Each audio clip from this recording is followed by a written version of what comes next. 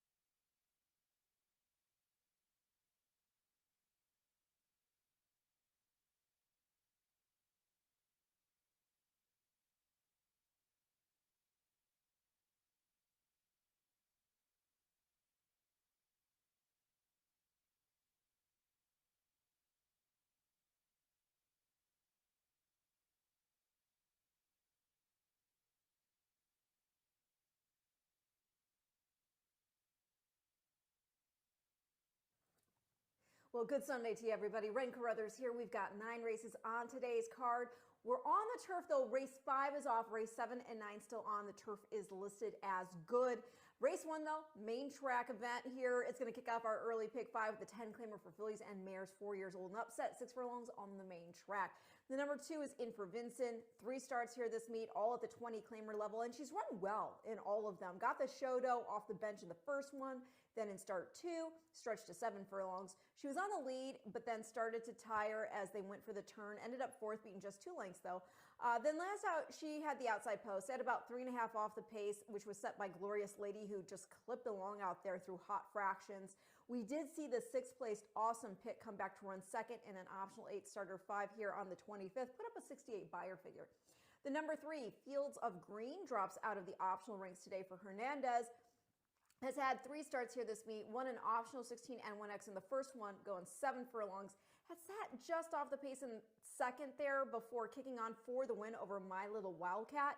Next 2 starts, this girl drew the outside post in both while cut back to 6 furlongs, was well beaten in both, but perhaps dropped all the way in for 10 while off the outside. She'll step it up despite staying at 6 furlongs. She'd won sprinting 5 furlongs on the synthetic last spring, so don't think she needs more ground so much as the right trip from a better post with some class relief. The number 1 got claimed back by Ronaldo Richards, who started her here in an optional 32 and 2X, which proved to be too tough, especially as she was making a first start back to the races since April, which itself was off a layoff going back to January, which itself was off a layoff going back to March of 2024. She used to have a lot of back class, relatively speaking. He had to drop her in for 8 for her to be able to flash it, but she got claimed out of there and was run back on a 9-day turnaround in a 10 claimer, and she just did not have it that day. Had to settle for the show, dough, beaten 7. So I'm going to go 3, 2, 1 in race 1 to start the day and the early pick 5.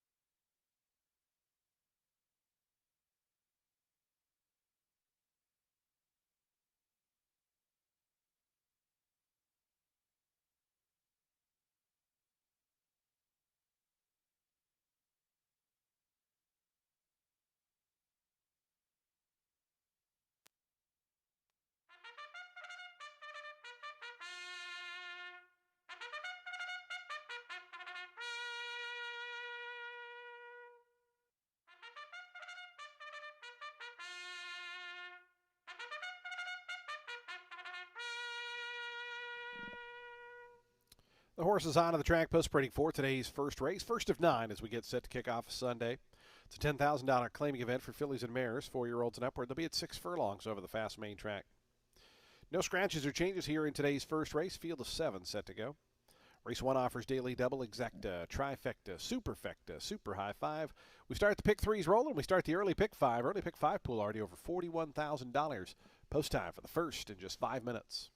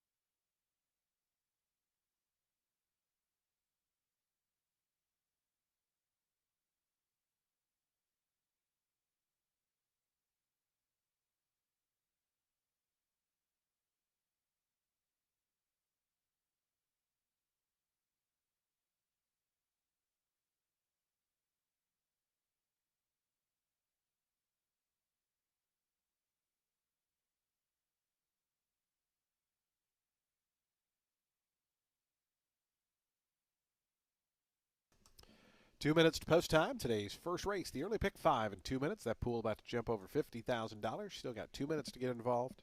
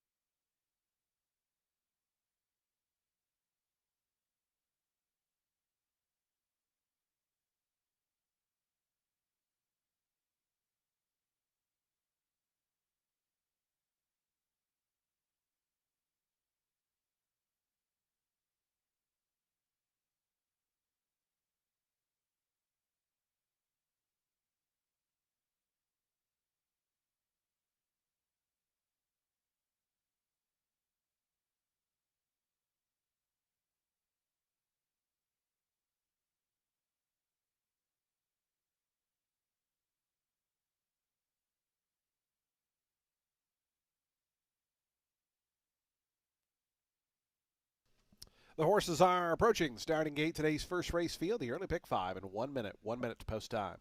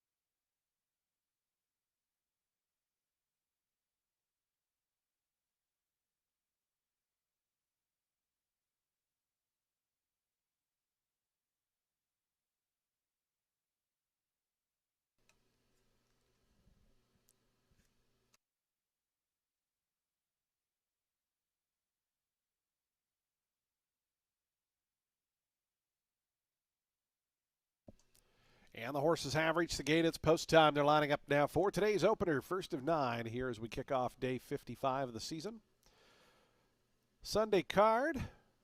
And gorgeous weather this afternoon. Temperatures expected to get near 80 degrees today. First horse to move in, Easy Come, Easy Go. Last Bullet's Mine is going to be next. Don't forget, late pick 5 carryover starts in race 5. 35,000 plus carried over. That pool will go well into the 6 figures. Here's Fields of Green. Gabriel Maldonado to gate 3. Eros' Girl. Charlie Marquez to the 4th stall right now at 6-1.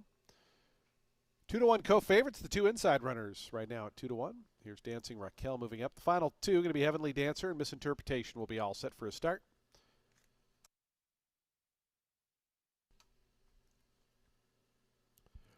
Ready to kick off day 55 of the season. So just 6 days away from Festival Day in the Tampa Bay Derby. Big week coming up. Misinterpretation to the outside, fast main track. Turf is good. Races 5 off the turf. Race 7 and 9 are on. Let's start a Sunday. They're in the gate. And the race is on. Caught him in a beautiful line. Dancing Raquel in the center, flashing the best early foot. Going up to that one's outside Heavenly Dancer. And Heavenly Dancer up to poke ahead in front. But for how long? Here's Fields of Green. Here's the Last Bullet's Mine charging. And Easy Come, Easy Go. There's 5 of them right across the course. That quintet goes 2.5, 3 ahead of Misinterpretation. And Eros' Girl is the early trailer. The Last Bullet's Mine just narrowly in front. Easy Come, Easy Go in a tough spot down to the inside as Fields of Green and Heavenly Dancer go up now to join the leader up top. Just in behind them, Easy Come, Easy Go. Dropping off that battle was Dancing Raquel, who's now 4th on the outside and just 2.5, 3 behind. Still that big gap, 4 or 5 now. Back to Misinterpretation and Eros' Girl. The Last Bullet's Mine and Jose Ferrer through a 22.53 second opening quarter mile, and they've suddenly put 3.5 on the field. The Last Bullet's Mine into the lane by that 3.5 length margin. Up on the outside, Dancing Raquel trying to re-rally. Easy Come, Easy Go down at the fence. Fields of Green between horses. They have a final furlong left to go. The Last Bullet's Mine. Easy Come, Easy Go trying to run through down toward the inside. Fields of Green and Dancing Raquel. The Last Bullet's Mine trying to see it out. The lead is down to just a length. Easy Come, Easy Go. Charging up the inside. Easy Come, Easy Go. Easy, well, not easy winner, but a winner. Won it by a length. That Last Bullet's Mine was second. Third went to Dancing Raquel, and 4th, Fields of Green.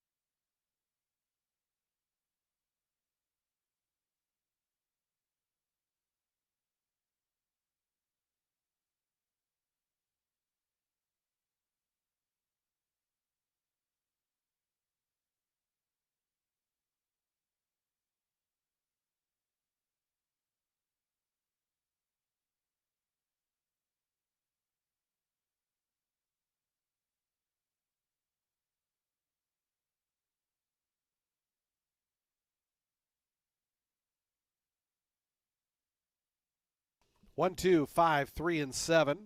3 to 1, third choice. Easy come, easy go, the winner. Final time was 110 and change. 110.82.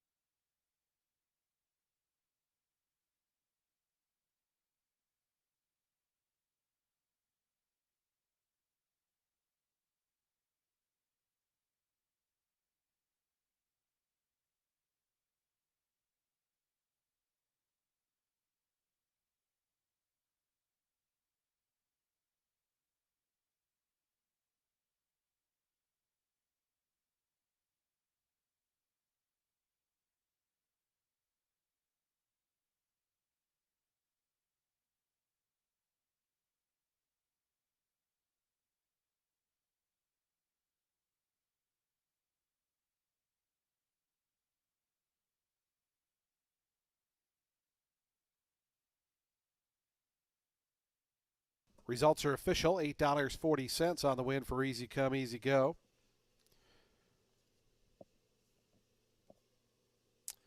It's the 6th career win for this 7-year-old Gray-Roan mare. She's by Midnight Storm out of Chetty's on top.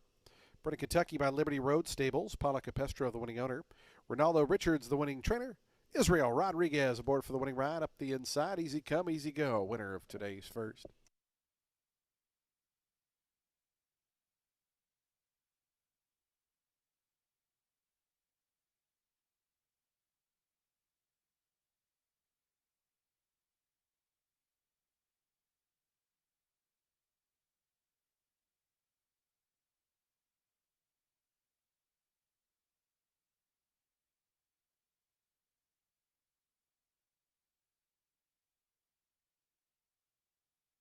Bryce is coming up on your television monitors. Race 1, the exacta $14.70, the trifecta $19.25, dime super $11.16.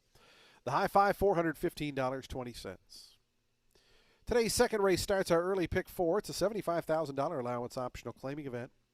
23 minutes to post time for today's second. Number 1 is +1. No other scratches or changes. Field 6 set to go. Race 2 in 23 minutes.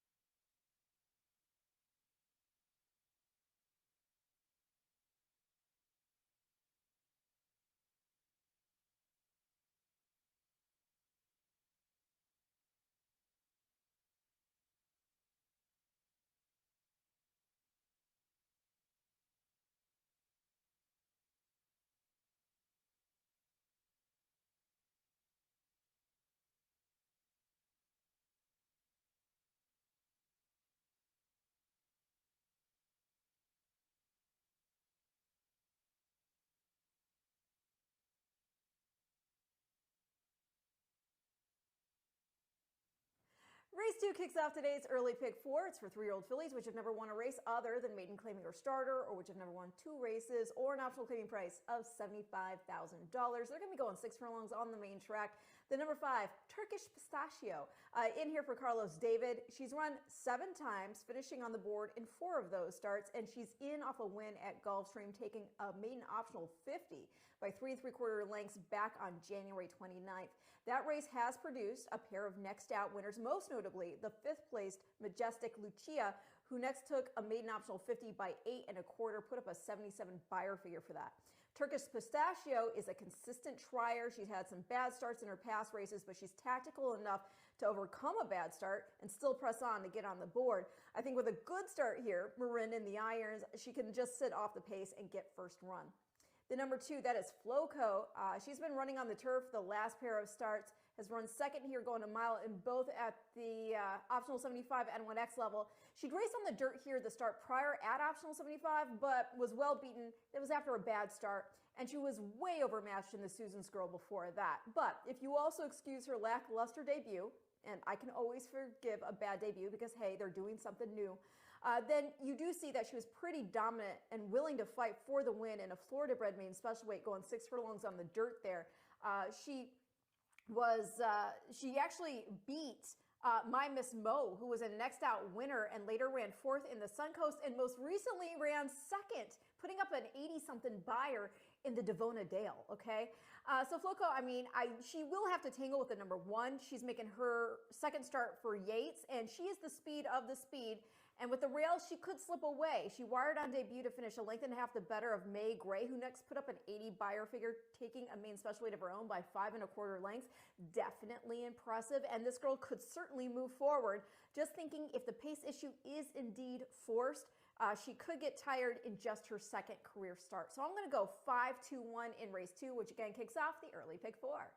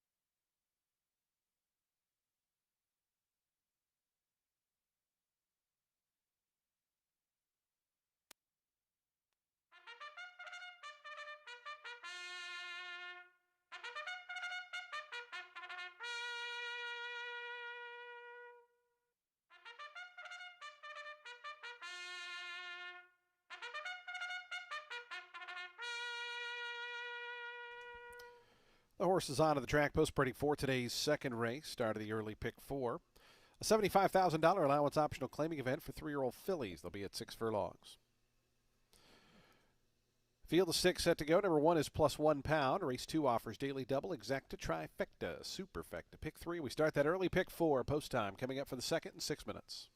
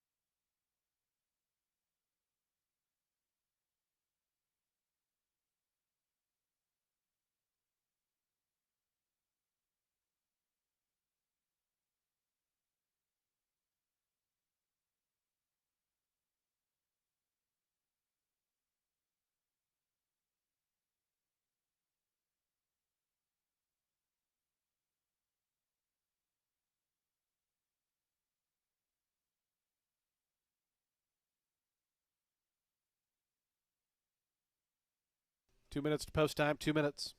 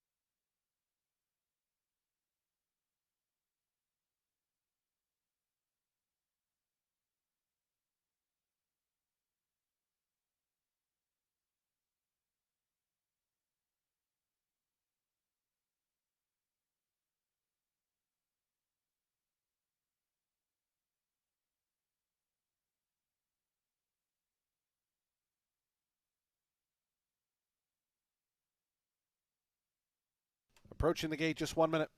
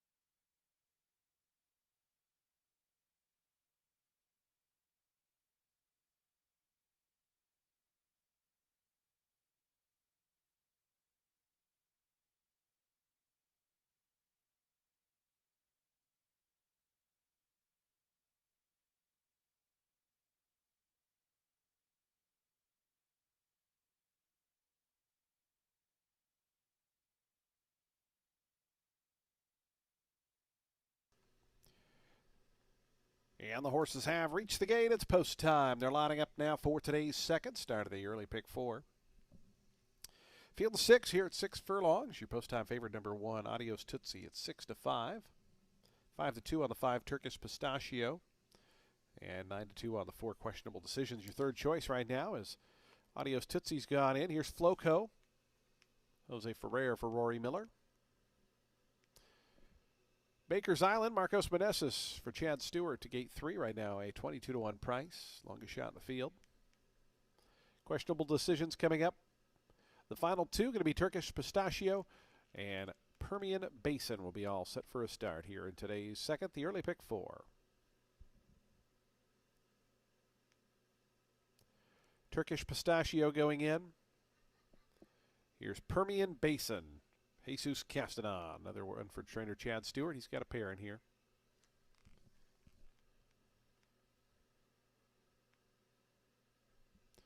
Permian Basin coming up. And she goes in. They're in the gate.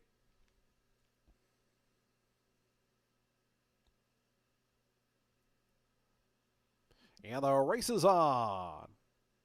Questionable Decisions popped the gate quickly, but quickly overhauled by Adios Tootsie, who sprints to the lead. Adios Tootsie, a length and 3/4 in front. A Floco sent after that one from second. Up to the outside, Turkish Pistachio. Questionable Decisions, they settle down third and fourth.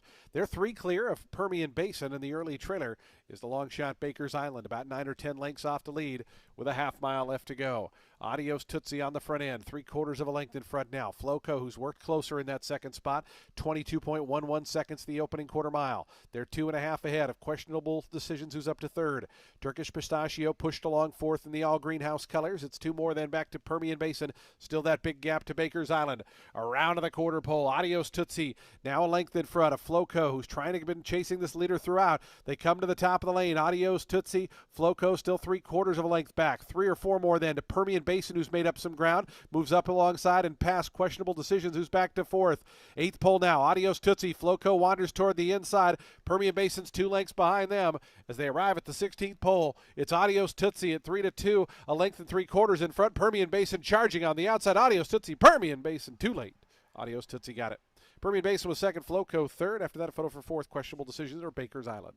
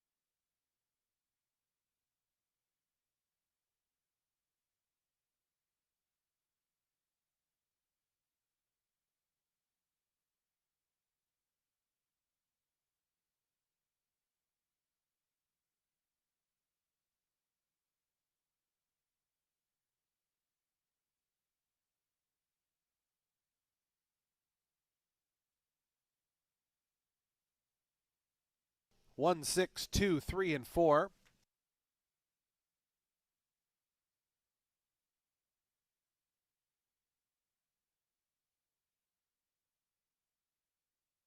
Results are now official. $5 on the win.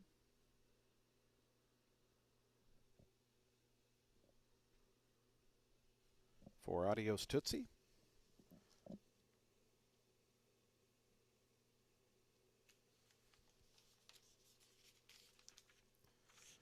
Adios Tootsie makes it 2 for 2 now in the career.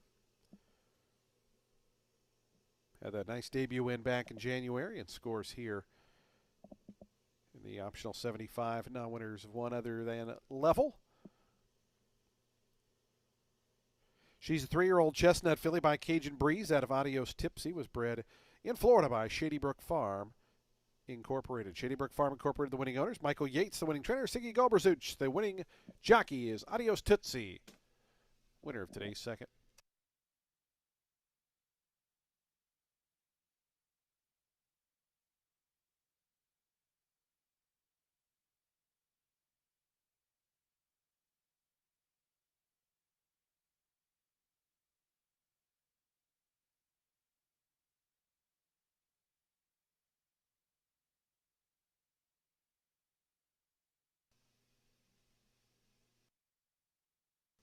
Beautiful shot of the track there as we welcome in prices. The exact at $9.10. Trifecta $24.25. Dime Super $30.60. The Daily Double, a pair of ones, $11.40. Race 3's in 24 minutes at 1:37 p.m. It's the happy 80th birthday Papo, Tom Kiernan purse. Field of 8 at 1 mile and 40 yards. Post time for that third start of the middle pick 4 coming up in 23 minutes.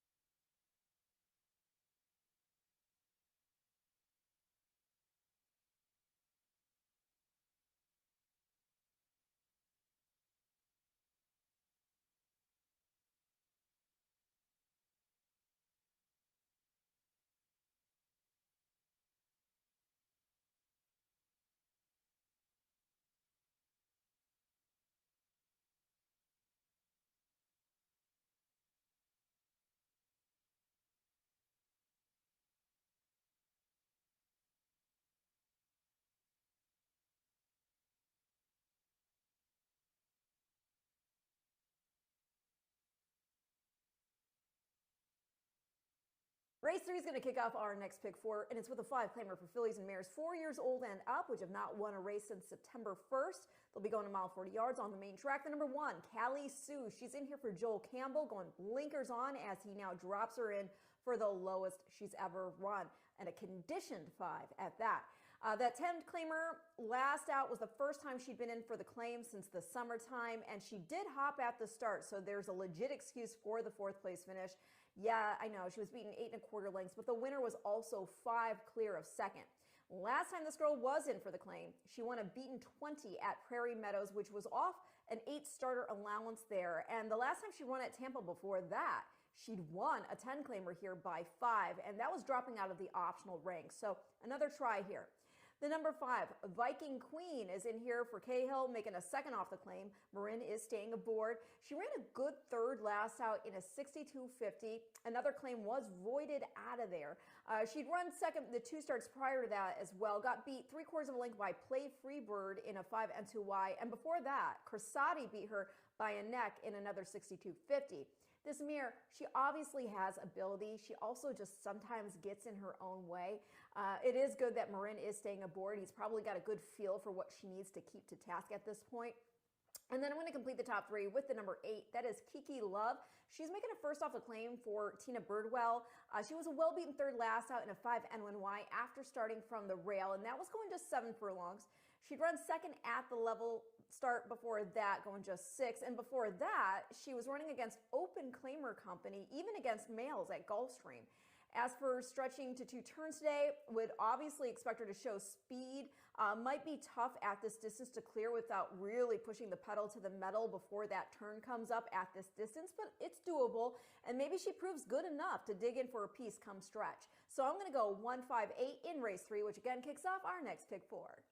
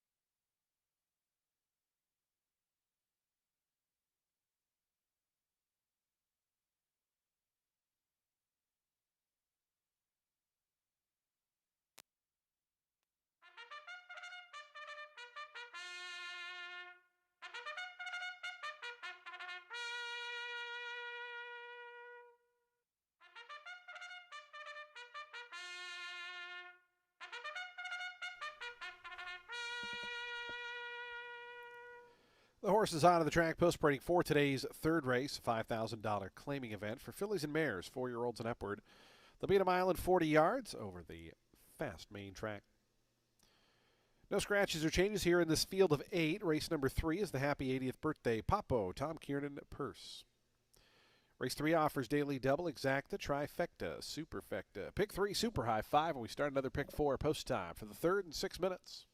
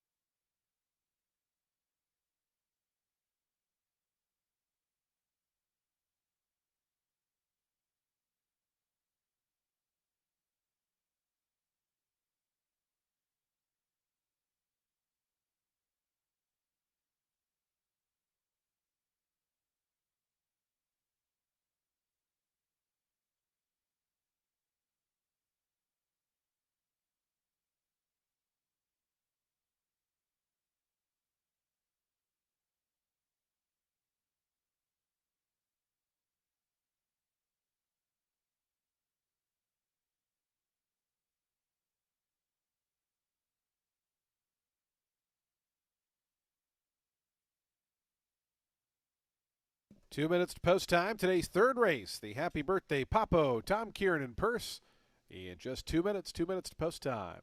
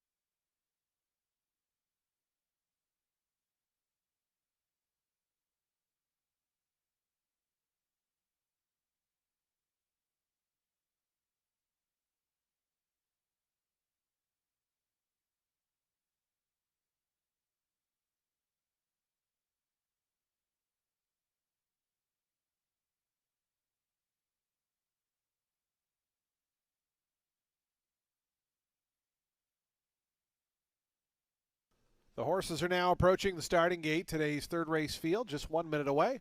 Race 3, the happy 80th birthday Papo Purse, coming up in just 1 minute.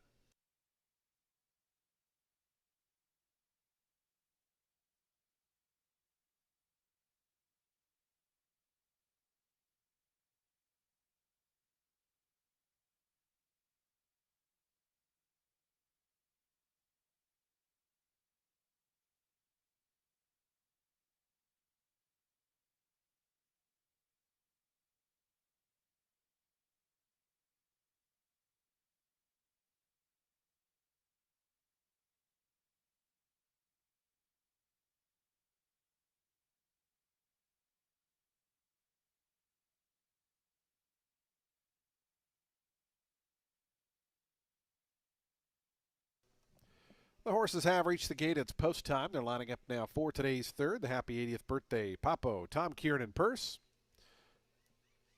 Happy to welcome Papo and friends and family into the winner's circle. Field of 8 set to go 1.40 miles here. Your post time favorite, even money on the number 5 Viking Queen, who's set to load in here to gate 5. Slew Crown coming up. 3-1 down on the inside, Cali Sue, as Jackie Israel Rodriguez looks for a riding double aboard Cali Sue. Here's Woods Hole, Sarah Hess for James Dimmitt.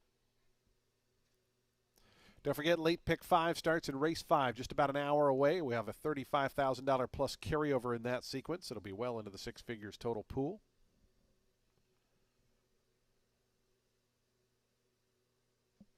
Here's Once an Eagle coming up. Kiki Love going to be the final one to join. We'll be all set for a start.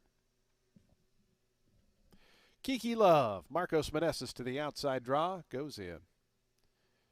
They're in the gate.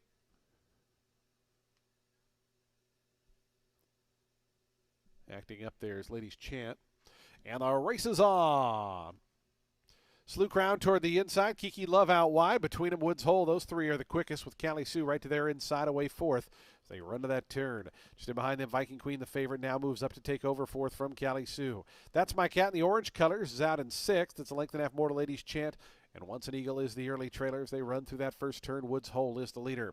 It's Woods Hold. Sarah Hess on the engine in front by a neck. It's getting closer on the outside now is Kiki Love as they bend into the back stretch. 24.09 seconds was the opening quarter mile time. Meanwhile, Slew Crown is 2 lengths back in third.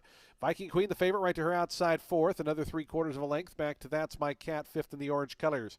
Cali Sue is sixth right now, and about 5 off that top pair up front. It's 2 more back to Ladies Chant and trailing Once an Eagle. So they have just over a half mile left to run. And up on the outside, Kiki Love joining Woods Hole on the front end. 48.20 seconds, the opening half mile time. They take their run to the far turn. They're a length and a half in front of the team of Slew Crown. That's My Cat. Viking Queen's in a little bit of danger now. The favorite just being passed here by Ladies Chant and Cali Sue, who come with 3 and 4 wide moves respectively as they come around to the top of the lane. Kiki Love to the quarter pole. The lead's a length. That's My Cat. Ladies Chant. Cali Sue covering a lot of ground out there from fourth. Viking Queen still going up and down in fifth. And Slew Crown as Kiki Love brings them to the top of the lane. That's My Cat and Jose Ferrer to the attack on the outside. Cali Sue now shifts back to the inside for the final furlong as up on the outside, That's My Cat collaring Kiki Love. Cali Sue down to the inside. These are the final 3 as they drive to the wire. That's My Cat just in front. That's My Cat. And Jose Ferrer to win it. That's My Cat at 6-1. Second, I believe, was Kiki Love holding off Cali Sue. Once an Eagle got going to finish fourth. Fifth, Viking Queen.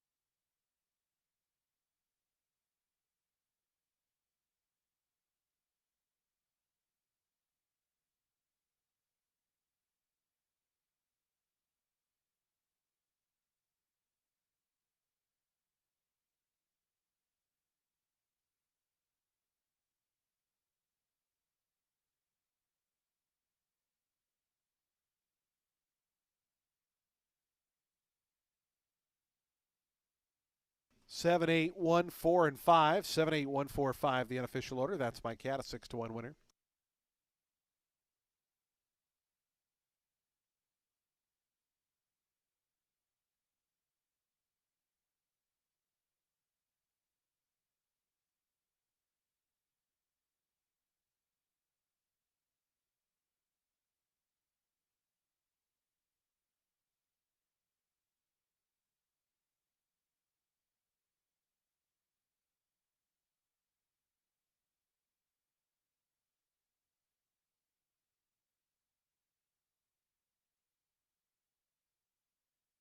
Results are official. $15.20 for a $2 win ticket on That's My Cat.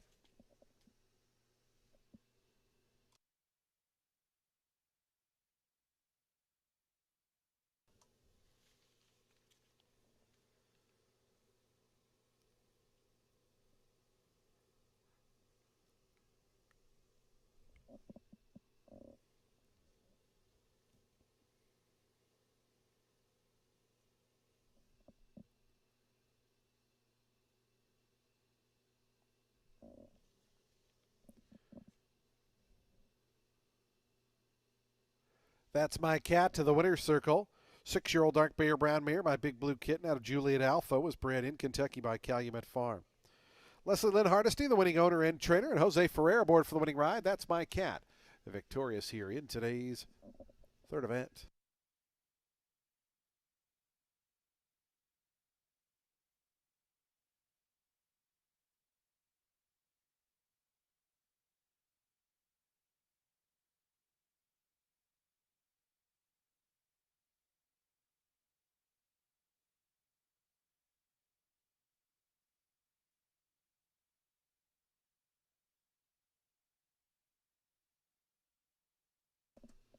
The exact $38.50, trifecta $70.10, the dime super $93.67.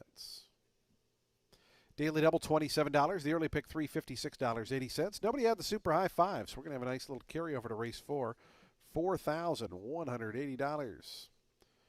Race 4 is next in 22 minutes at 2:08 p.m. Today's fourth race starts the Ultimate 6. 2,604 in the jackpot carryover. Field of 8 set to go 6 furlongs. Number 2 is plus 1 pound. Post time for the fourth in 21 minutes. Happy to welcome into the winner's circle our featured group for this third race. We welcome the happy 80th birthday, Papo. Tom Kiernan joining the winning connections along with family and friends in the winner's circle here. Jockey Jose Ferrer.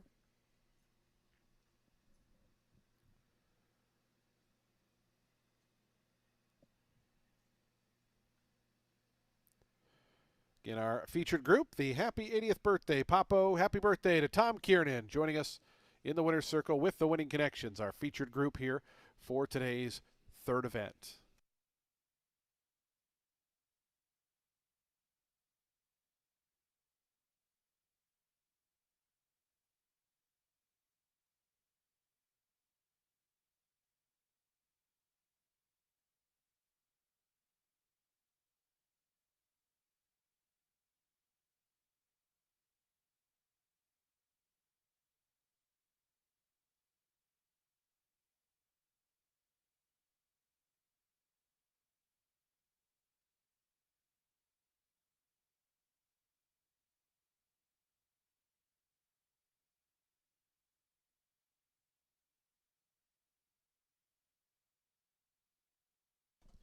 There was a claim in today's third race. Number 1, Cali Sue was claimed in a two-way shank. Goes to owner David E. Wolf and Anthony Reaney. Anthony Reaney, the new trainer.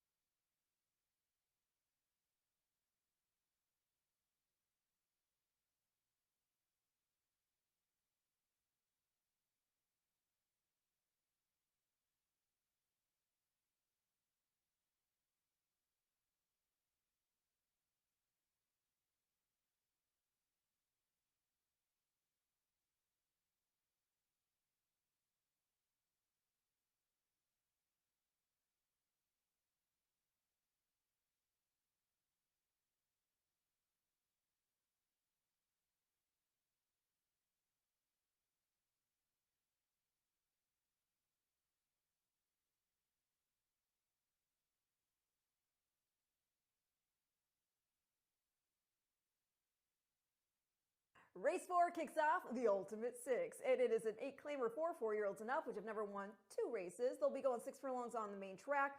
The number 8 Cyber Beast is in here for Juan Arriagada. Put in a big performance in the first start off the claim for the barn, scored by 18 and a quarter lengths, put up an 80 buyer figure.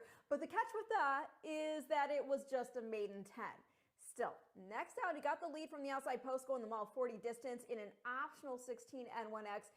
But it wasn't a huge surprise that he did eventually get put away, ended up 5th, beaten 15 and a half lengths. But again, you do have to consider the level, right? Next out, outside post again, but back to one turn, dueled on the front end over ground listed as good, and that was with King Gerald, who was dropping in class for Kathleen O'Connell. Got put away. King Gerald hung on for second, and then 12 Treasures rolled up for a 6.5 length score, put up a 76 buyer figure. 12 Treasures then ran second in an optional 16 N1X out of there, putting up a 75 buyer figure. Race also produced a next out winner with Troops, who had finished 7th, coming back to score a 25 N3L over Sebastian the First, who had finished 3rd in the February 5th start. I think dropped in for 8, even with the outside post yet again. Cyber Beast can get back to the winner's circle here. The number 4, that's Wajda, in for Kevin Rice. Had been with Linda Rice in New York, where around this time last year, he won a main 20 by 4. Then he went to the bench. He was a speed and fade off the layoff, took some more time off, flash speed again. It was a 17.5 N2L there, got reeled in, had to settle for second. That was going 7 furlongs, by the way. Winner next put up a 78 buyer, getting the Shoto in a 20 starter allowance. The 3rd place leading role, he was a next out winner, actually won Wajda's next start, but in that race, Wajda got bumped out of the blocks and was then part of this mad crush of horses as they rolled down the backside, so I would draw a line through that one. Going to complete the top 3 with the number 7, that's Cocktail War, who is in for Antonio Sano. Race on a fast dirt track for the first time last out after running on turf for most of the career. Got out of there, dueled through some zesty fractions in that 8 N2L, which was a little surprising only because, well, we'd seen him show speed on grass that was going longer, and this dirt race was at 7 furlongs. So he tired, ended up beating 7 lengths. I think if he can rate back this time on a cut back to 6 furlongs, he could have enough left in the tank to finish on the board. So I'm going to go 8-4-7 in race 4, and your Ultimate Six starts now.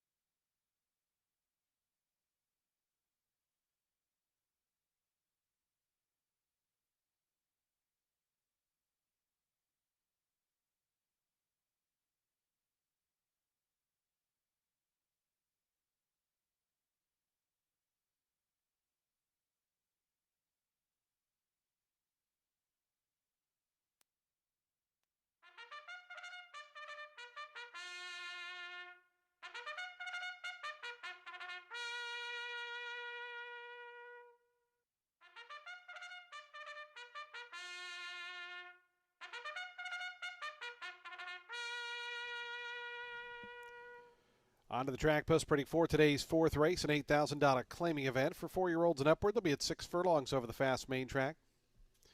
Field of 8 set to go. Number 2 is plus £1. Race 4 offers daily double, exacta, trifecta, and superfecta wagering. We start at pick 3. We start at the ultimate 6. And we have a super high 5 with a carryover of $4,180. Post time for the fourth, coming up in 6 minutes.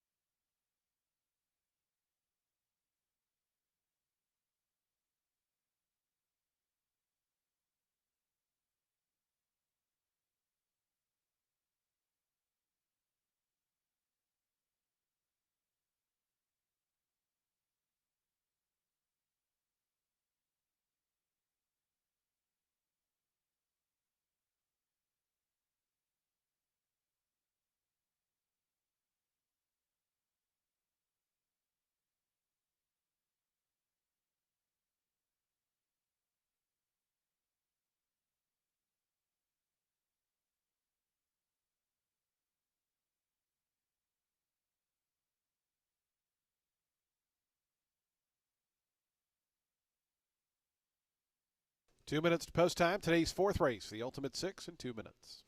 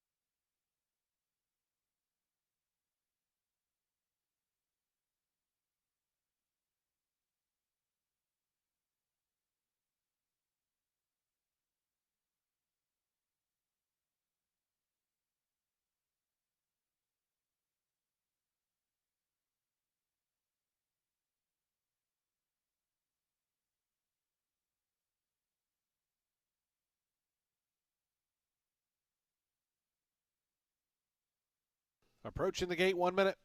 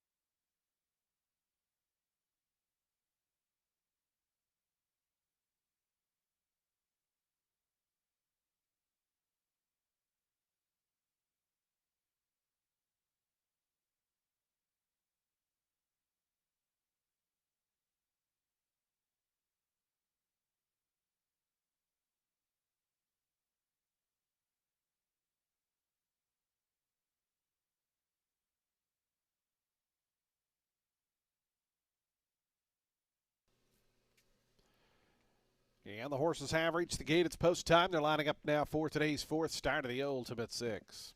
Don't forget that late pick 5 carryover starts up next in race 5. 35,000 plus in that carryover sequence for the late pick 5. That starts in about 30 minutes.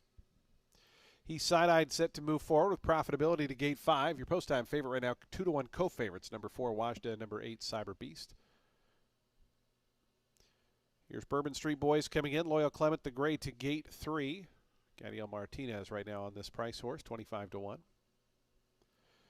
Cocktail War, Wajda the next 2. Cyber Beast going to complete the line as we're ready to roll in the Ultimate 6 today. 9-5 here. Cyber Beast, your slight favorite to the outside. The always powerful One Area Got a Barn saddling this runner. Goes in. They're in the gate. And the race is on. Cyber Beast from the outside got away well. Bourbon Street Boys going to try to go with that one early on, and those two. The top two as they run through that first 16th of a mile. Gary's flying line up the inside now, pokes the nose into third. Cocktail Wars to his outside fourth. It's a break of 2 more lengths back to Wajda, who moves up outside of He's side. They're 5th and 6th. The 2 at the back, Profitability and Loyal Clement. The early trailer about 8 lengths front to back as they go up the back stretch. It's a long shot Bourbon Street Boy and the favorite Cyber Beast. Those two square off through an opening quarter, 22.06 seconds. That's with a little bit of a breeze at their back. They're 2 clear of Cocktail War, who ranges in nicely from third. Wajda is up to 4th on the outside of Gary's flying line, who retreats a touch. Joined on the outside by Profitability after that. It's another 3 then back to He's side-eyed and Loyal Clement.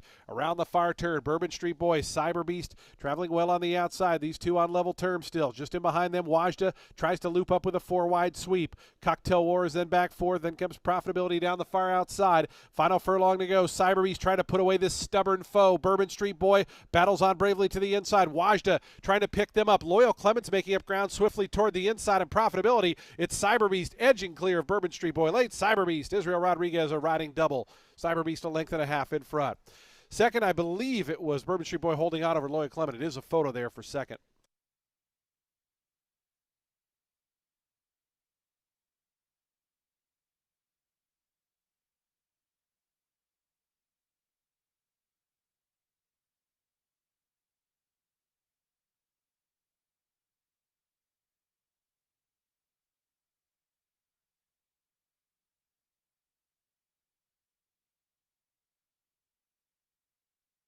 Slow-mo replay here. Final time 111.57 seconds.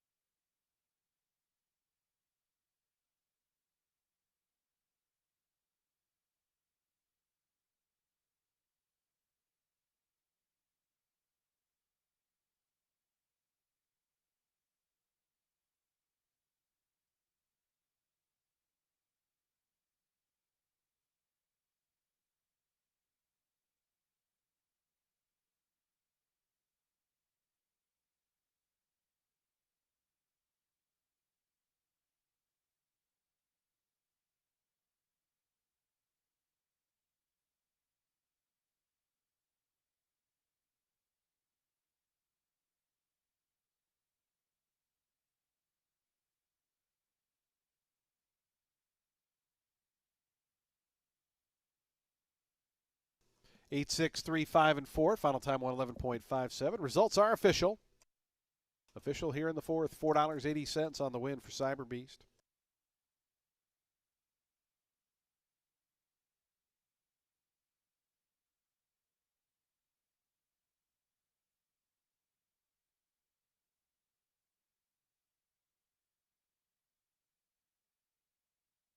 Cyber Beast to the winner's circle for the second time in his career. 4-year-old chestnut gelding by Global Campaign out of Quotation. Bred in Kentucky by Robert Randall and Rosendo Aguilar. Juan Arriagado, the winning owner and trainer. It's a riding double for Jackie Israel Rodriguez. Cyber Beast scores as your favorite here in today's fourth.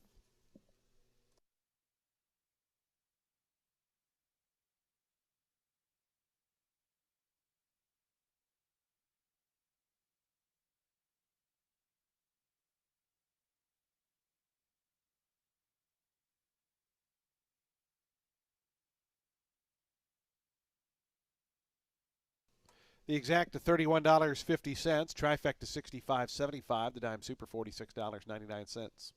Daily double $24.30. The pick $3 $37. The high five hit for $3,062.10. Race 5 is coming up next. It starts the late pick 5. This race off the turf. Again, race 5 is off the turf. Races 7 and 9 are on. So on the main track here, scratch numbers 1, 2, 5, 6, and 8. All the also eligibles draw in. So we'll have a field of 8 here. This race starts the late pick 5. There's a carryover, $35,689, and post time is 24 minutes away.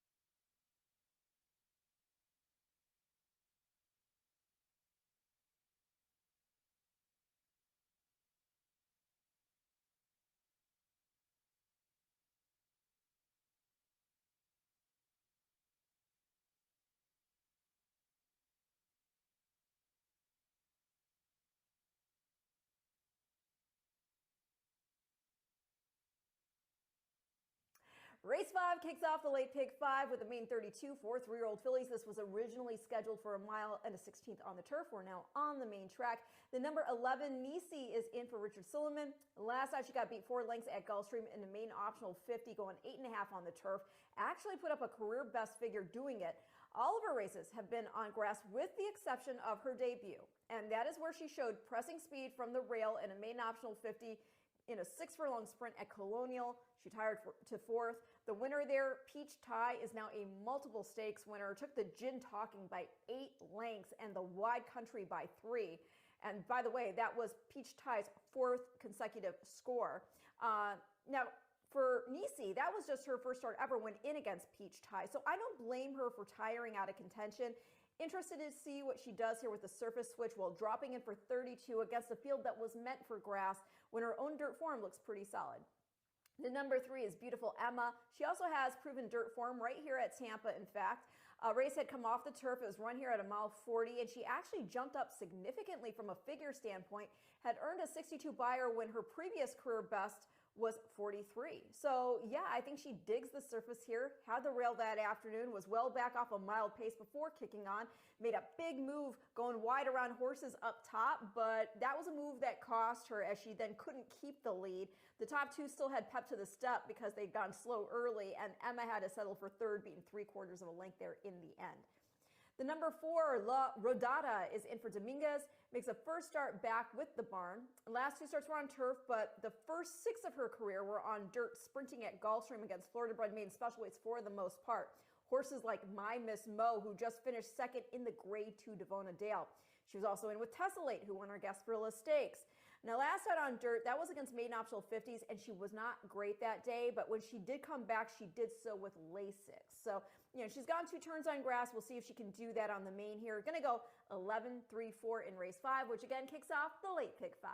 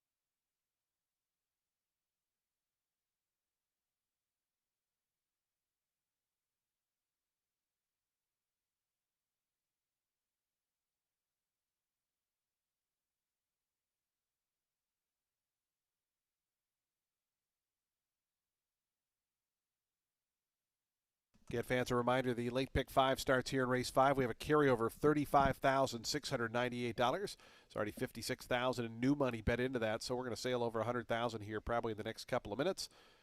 Again, $35,000 carryover into the late pick 5. It starts in 11 minutes.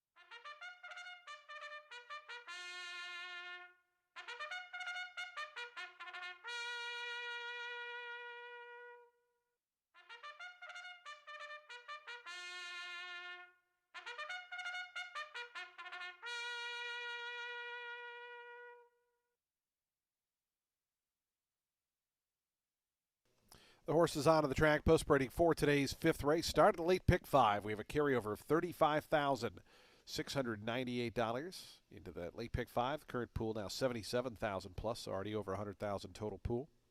Scratch 1, 2, 5, 6, 8 out of the race. The 11, 12, 13 all draw in and will run, so we'll have a field of 8 to go to post. So on the main track, this race off the turf. Again, off the turf here for the 5th. Maiden claiming event, $32,000 for the 3-year-old fillies. Race 5 offers daily double, exacta, trifecta, superfecta, and pick through wagering. We have a super high 5, and we start the late pick 5. 35,698 carried over. Post time in 6 minutes.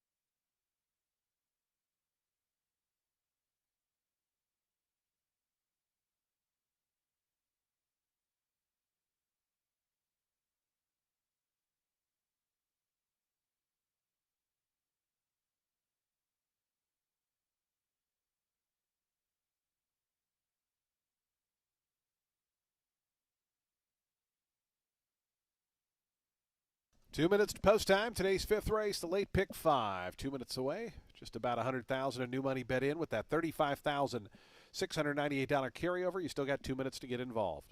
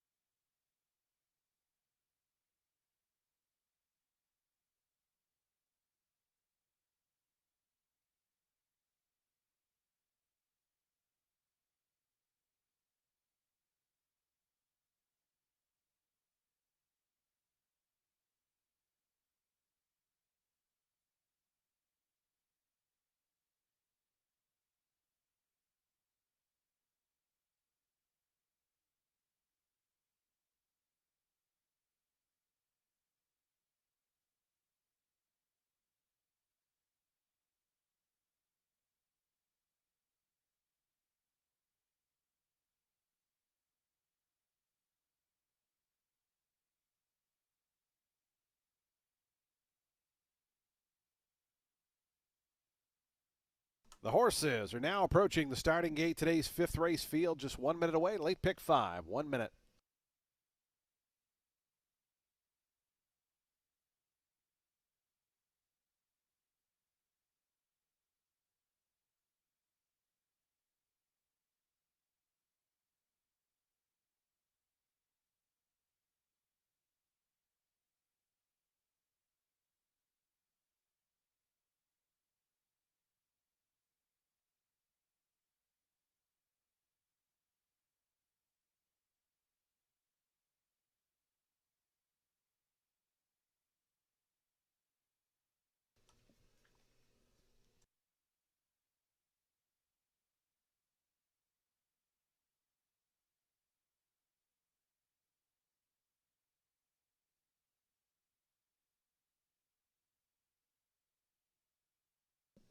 And the horses have reached the gate. It's post time. They're lining up now for today's fifth.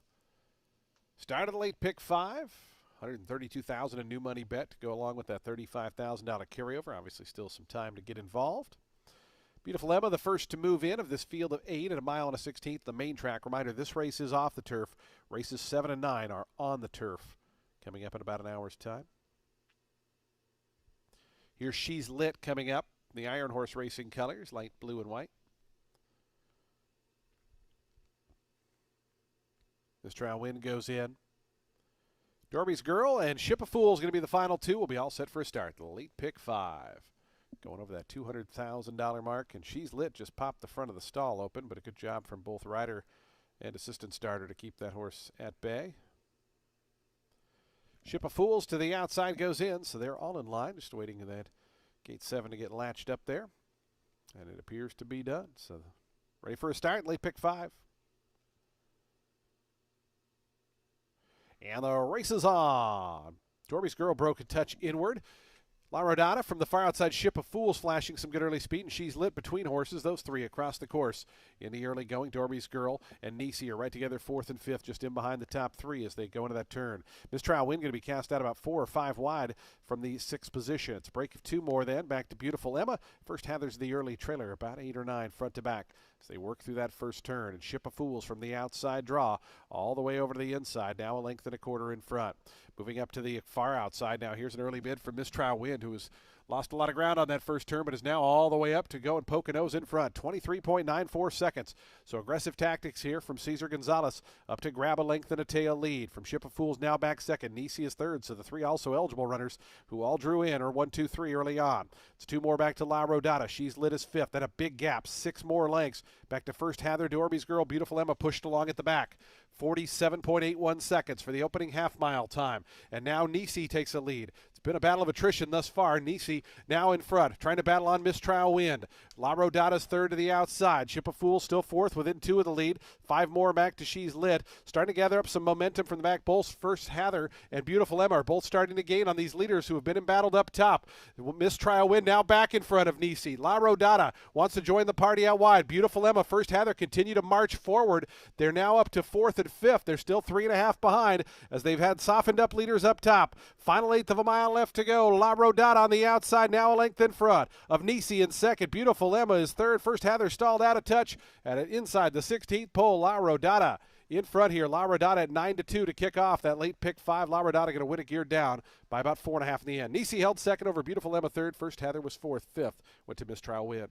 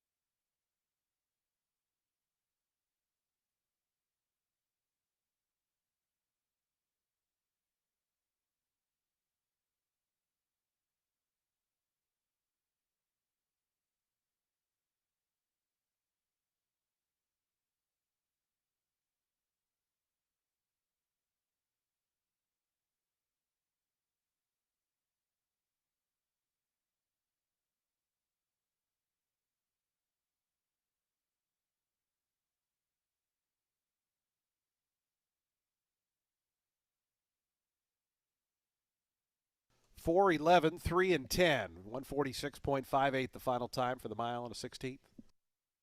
La Rodada 9-2 winner here.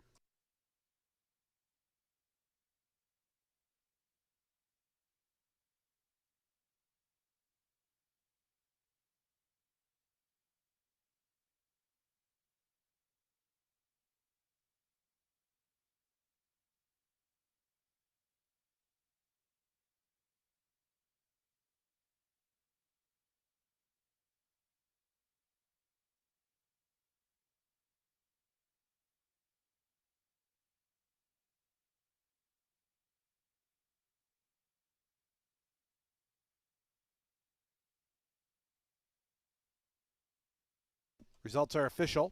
4:11, 3:10 official sign on the tote board. $11.60 on the win for La Rodada. Breaks the maiden here in career start number 9. La Rodada, a 3-year-old dark Bayer Brown filly by Battalion Runner out of Laughing Lass. Was bred right here in the sunshine of Florida by Kenneth Doyen. Esther Benitez, the winning owner. Hubert Dominguez, the winning trainer. And Sonny Leone aboard for the winning ride. La Rodada kicks off that late pick 5 at a 9-2 price.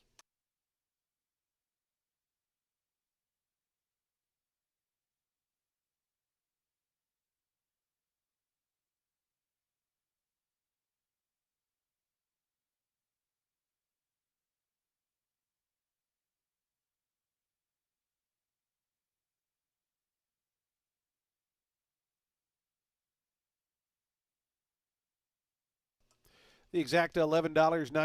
Trifecta $11.35. The dime super $17.49. Daily double $15.40. The pick 3 $81.70. Pick 4, the early pick 4 $265.70. The early pick 5 $1,197.80. The high 5 $506.20. Race 6 is 23 minutes out at 3:10 p.m. Today's 6th race starts the late pick 4. Number 5 is +1. Number 6 is +2. A field of 7 at 7 furlongs. 23 minutes to post time for the late pick 4.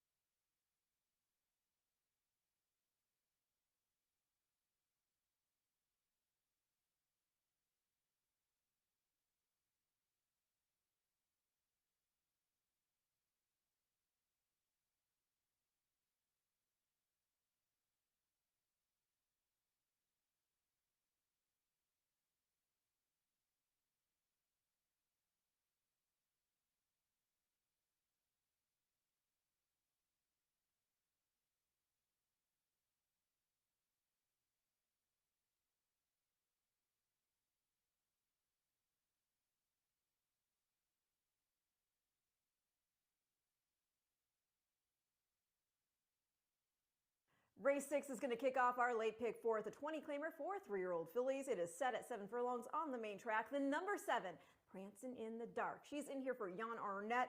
She got beat just a neck last out at the level after starting from the rail. The winner there was Fly Life, with whom she had dueled. And Fly Life, she was just able to come back on her after ceding the lead for a beat. Fly Life was dropping in from the optional 75 ranks for Bennett. Now this girl, she had finished third the start before that, going 6.5 in an optional starter 25. She'd gotten the lead that day, tired after getting pressed by Charming Jenny. Charming Jenny tired to last. And the top two, they ran in the money next out, staying against optionals. Prancing in the Dark, she had won at this level to start prior to that, and by 2 lengths, and over a next out winner in La Chismosa and fellow entrant in here, Dixie So Fast. La Chismosa, she next beat Questionable Decisions by 3 3/4 lengths at that optional starter 25 level, put up a 71 buyer figure. So yeah, back in for 20, I think Prancing in the Dark gets the win. Another filly dropping back into a level at which she's won is the number 2, Coquetta Blue. She finished 4th, beaten 7 in the December 6th optional starter 25 here, going 7 furlongs. Wasn't sharp from the gate that day though, and she did end up showing speed next out, while first time Lasix wired a 20-claimer field here on January 23rd. So they bumped back up for optional 25, and after she got bumped out of the blocks, she rushed up to take over the lead, tired to finish 5th, beaten 9 3/4 lengths by the aforementioned La Chismosa. Questionable Decisions was 2nd. Now that was just on the 20th, so kind of a quick wheel back, but again, in for 20, Marin back up. She looks like a legit contender here. Going to complete the top 3 at the number 1, that is Cash the Check, who's making a first off the claim for Tony Wilson. She had 2 sprint starts against Maine 17.5 Company at Gulfstream for Bennett before, making that Maine 16 start here at Tampa off a layoff, going a mile 40. Now she won. She finished half length the better of Somerset Mia. She's rested back up as she's now making this first start for her new barn. And I think the turn back to 1 hook is interesting because she wasn't bad sprinting either. Her last race at Gulfstream, that was at 5.5 furlongs. She did not break sharply, and she came rolling off the pace to get beat just a length and 3/4 there in the end. And that was also after some ground loss. So fresh, back to 1 turn, first time Lasix. I think we could see her edge up for a piece of it. Gonna go 8-2-1 in race 6, which again kicks off the late pick 4.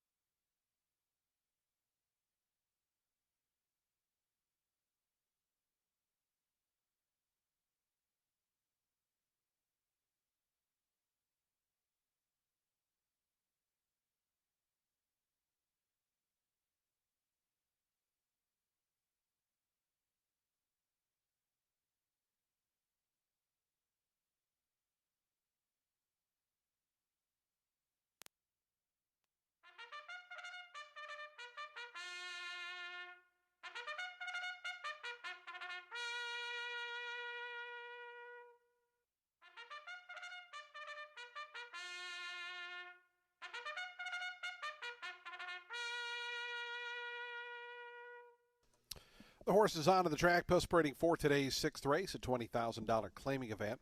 For 3-year-old fillies, they'll be at 7 furlongs over the fast-made track. No scratches or jockey changes here. Today's field of 7. Number 5 is +1. Number 6 is +2.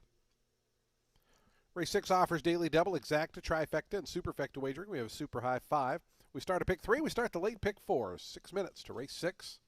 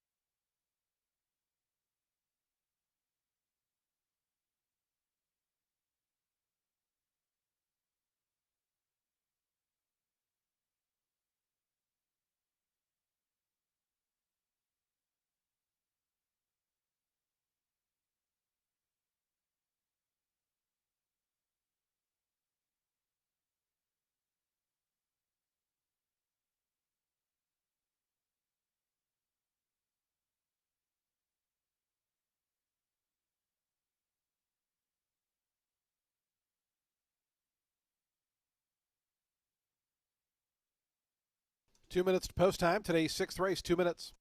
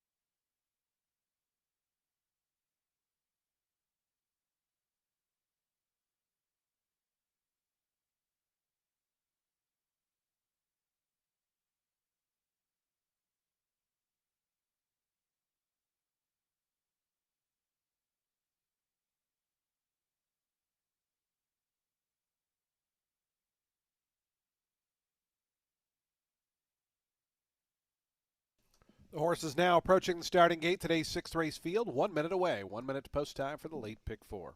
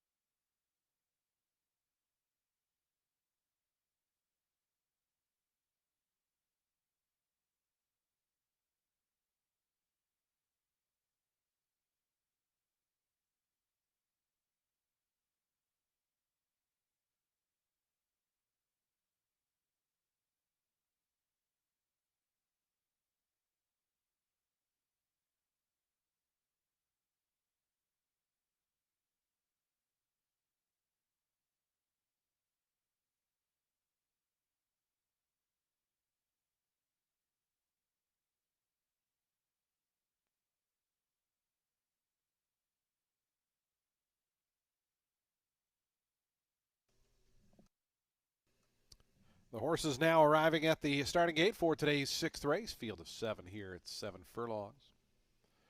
Start of the late pick 4. Good luck to players still live in that late pick 5 pool. Even money favorites the outside runner, number 7, Prancin' in the Dark, as Cash the Check and Wesley Ho going to be the first to move in right now, 9-1.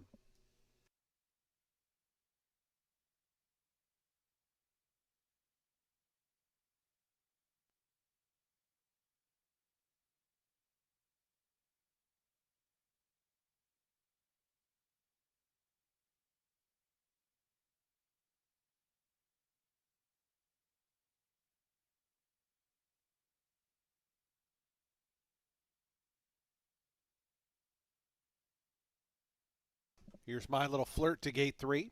Sonny Leone with a winner on today's card. In fact, took the last race. Rules for 3 coming up. Israel Rodriguez. He's got a riding double today.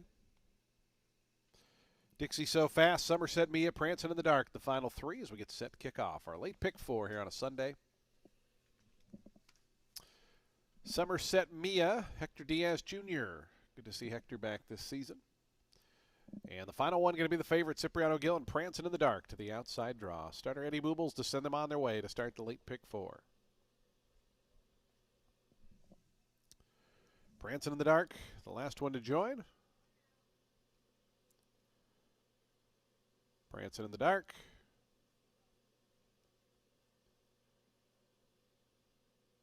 Now goes in. They're in the gate. And the race is on. Somerset Mia heads out for the early advantage. Coquette Blue driving through down to the inside, and those are going to be the top 2. And just in between them, rules for 3. So those 3 across the track with My Little Flirt just in behind them in the pink colors in 4th. It's a length and a half more back to a lineup of 3 at the back. That's Dixie So Fast, Prancin' in the Dark, the favorite, and Cash the Check to the inside. The 7 of them just covered by about 4.5 or 5 as Coquette Blue emerges up to grab the lead. Coquette Blue by a length now to Rules for 3, and Somerset Mia, those two long shots chasing the now 8-5 second choice. Coquette Blue up top. 22.76 seconds for Coquette Blue and Samuel Marin. Taking him to the fire turn, a length and a half in front of Somerset Meow wide. My Little Flirt sneaks through down to the inside, moving past Rules for 3, also starting to launch Prancin' in the Dark. The favorite is marching forward, fourth, now third, within 2 of the leader, Coquette Blue. Samuel Marin just took a peek over his shoulder to see where Prancin' in the Dark is. He's still got a 2-length lead as they come to the quarter pole. Prancin' in the Dark now to the attack on the outside within a length. Just in behind them, Somerset Mia and My Little Flirt trying to run on. Dixie So Fast is fifth in the red colors, but the favorites have it to themselves as they come to the 8th pole. Prancin' in the Dark on the outside. Coquette Blue trying to stick with that one, but that's been an unsuccessful mission here as Prancin' in the Dark gets away. Prancin' in the Dark a length and a half in front of Coquette Blue, Somerset Mia, My Little Flirt, Prancin' in the Dark, and Cipriano Gill to win it here is your 3-5 favorite. Win it going away by 2.5 in the end. Coquette Blue was second, third went to Somerset Mia, fourth My Little Flirt, fifth was Dixie So Fast.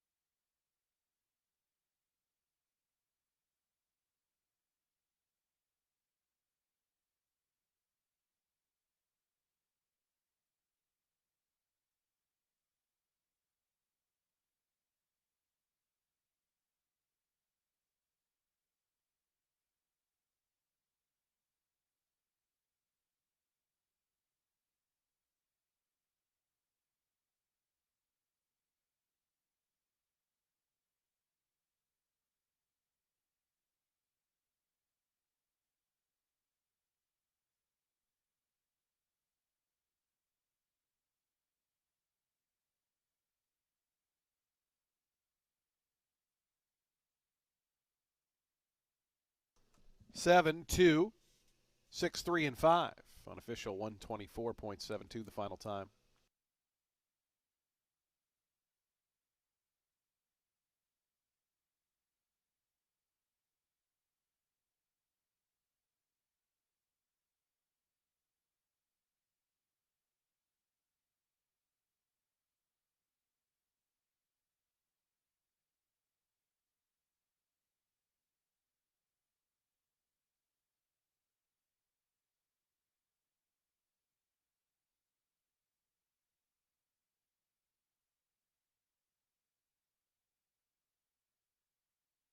Results are official. 340 on the win for Prancin' in the Dark.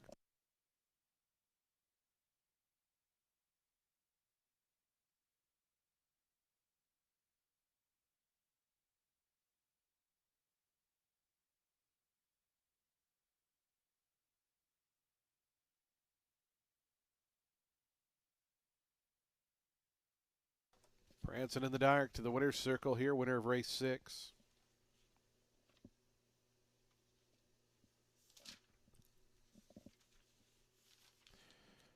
Prancin' in the Dark, a 3-year-old bay filly by Hard Spun, out of Orinquia. It's bred in Maryland by the Elkstone Group LLC. Charles Nielsen, the winning owner. Jan Arnett, the winning trainer. Cipriano Gill aboard for the winning ride. As Prancin' in the Dark scores here, third career win from just 9 starts.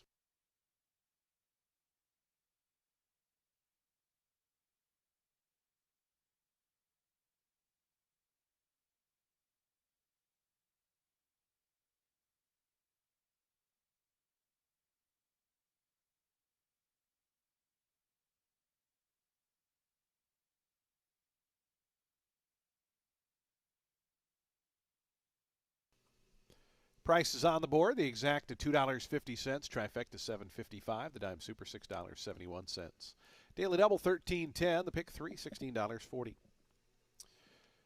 Middle pick 4 $166.90. The high 5 $143.20. Today's 7th race is up next. We're on the turf course. The turf is good. Turf listed good for race 7. This race named in memory of Nadine Knipe. Mile and a 16th on the turf. Scratch the 1, the 11 runs, so we'll have a full field of 10. Post time coming up for the 7th in 23 minutes.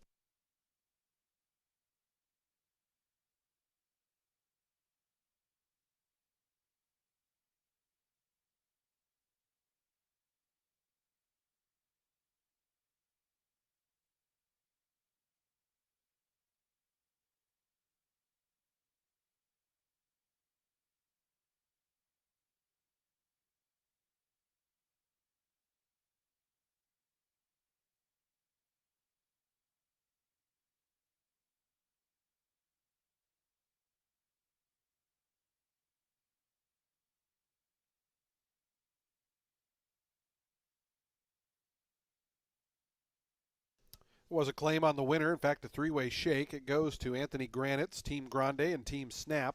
Anthony Granitz, the new trainer.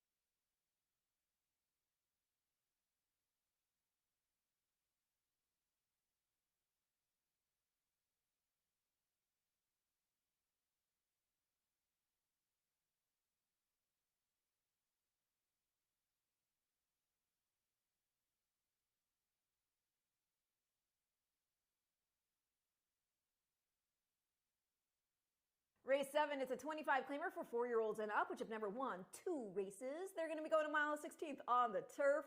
And the 4, Hands of Time, in for Miguel Clement, makes a first off the layoff after finishing 4 1/4 back of Global Prosperity and an optional starter 50 at Saratoga. Had gotten the lead that afternoon, could not keep it. First try against Older, and it was a big field. Now, the race did produce some next out winners, including the 8th place Lachaise, who won at the level, putting up an 80 buyer figure. And that is a horse who'd been quite good as a 2-year-old, had gotten the Shoto in the Grade 2 Pilgrim, for just one example.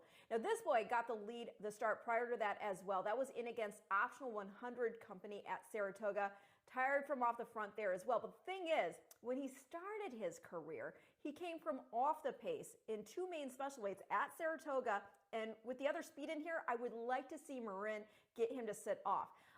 Might be a bit headstrong with not having run since September, but he's also been gelded, so maybe he's a little more docile at this point. The number 2, Rateco. He's got speed. He's run in the money here in all 3 starts this meet. He won a main 16 by 8 1/4 lengths for Scooter Davis. Then he got the Shoto next out after pressing the pace, won the battle, but lost the war there with Real Savvy and Persistent rolling up. Then Persistent, he got up over Rateco last out for the win. But Rateco, this is a horse who used to show the ability to rate himself, but the draw does force the issue a bit here. Still, he's got foot, and he's proven he'll dig in. And if we do see some hooking and cooking, then I do think the 10 Da Boom could roll up from well off it under Sarah Hess. Did not have a good start from the gate last out in the same January 24th race that Rateco exits. So he was even further back than usual. Still, he finished within 3.5 of Persistent there in the end and had put in 2 runner-up performances previously, including at this level, going 8.5 furlongs. So I'm going to go 4-10 in race 7.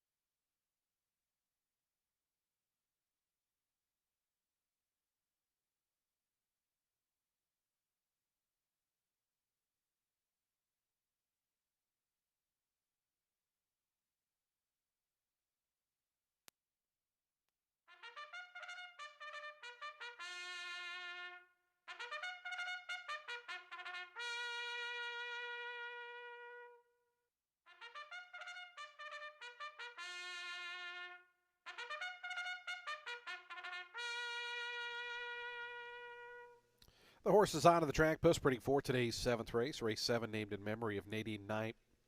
$25,000 claiming event for a mile and a 16th on the turf. The turf listed as good. The rail out at 30 feet. Scratch the 1. Number 1 is scratched. The 11 draws in, so we'll have a full field of 10 to go the mile and a 16th here. Race 7 offers daily double, exacta, trifecta, superfecta, and super high 5 wagering. We start the final pick 3 on our card today in 6 minutes.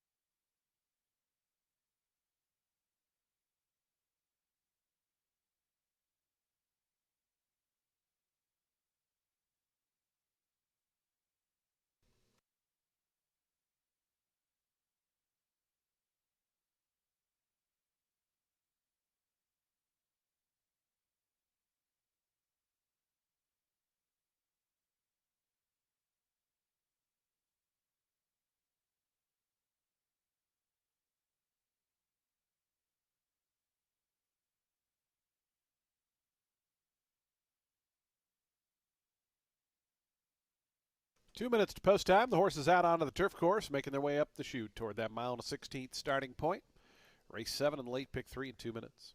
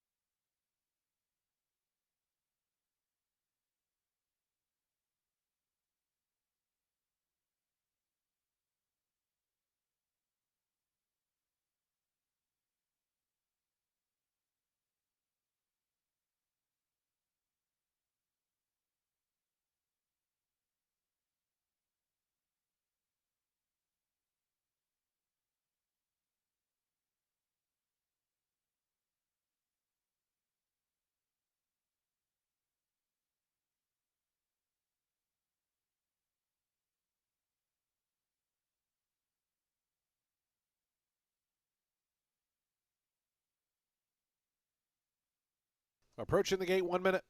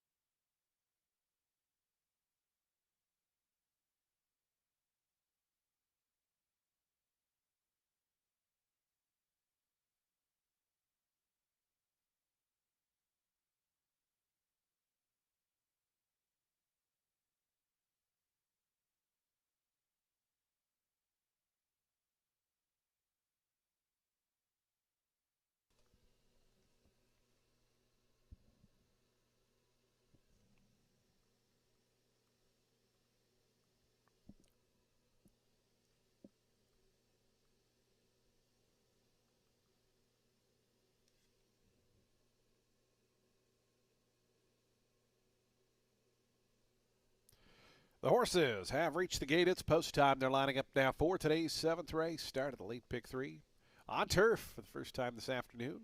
Turf listed as good. The rail out at 30 feet here. As Riteko and Ski Bum, the first two to move in. Ski Bum right now your 9-2 third choice. 7-5 on Hands of Time, your favorite. Samuel Marin for Miguel Clement. They've been a potent combination teaming up this season here at Tampa Bay Downs. Here is Hands of Time coming up. Kid Chaos going to follow that one in as toward the outside Maruvi to gate 9. Sonny Leone for Jose D'Angelo. Kid Chaos coming up. Thingamabob and DeBoom the next two. The final one going to be Handsome Fox. We'll be all set for a start today's 7th.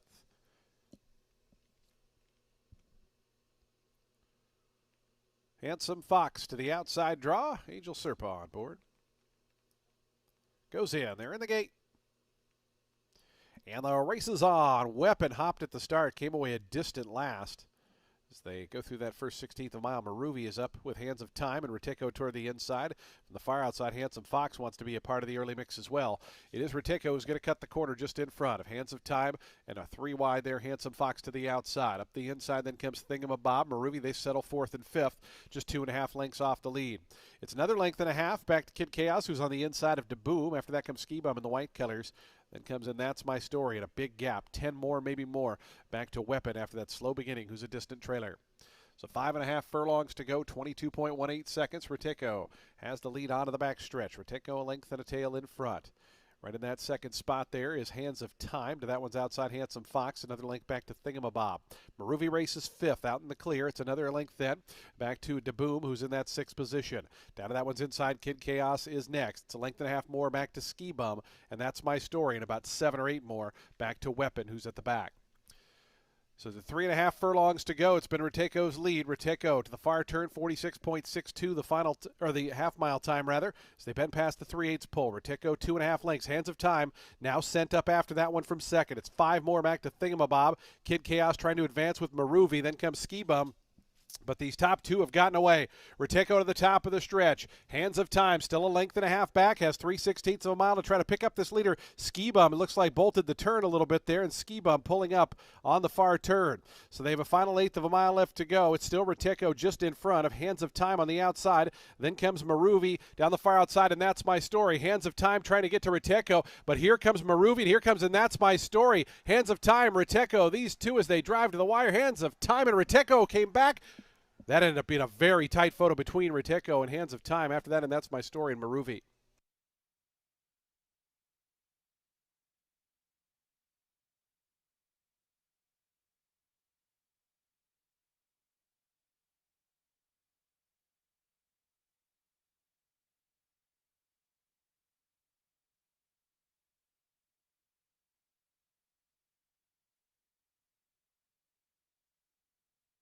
Photo finish.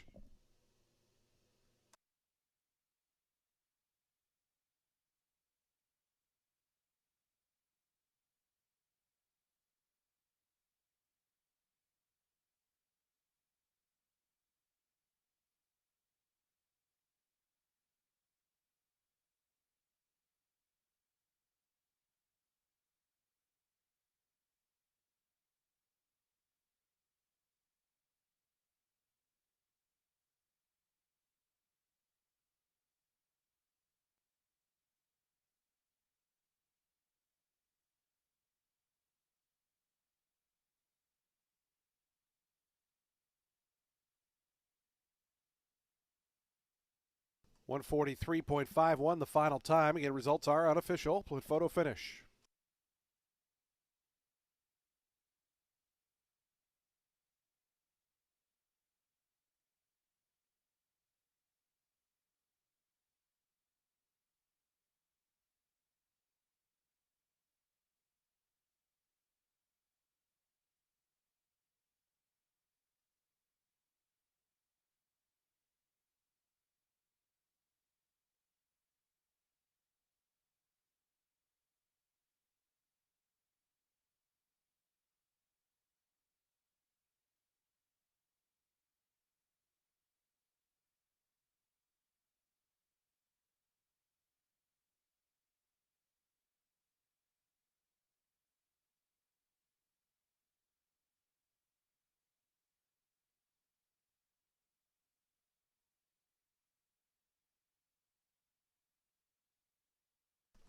We do have an objection. The rider of the number 4, Hands of Time, alleging interference against the unofficial winner.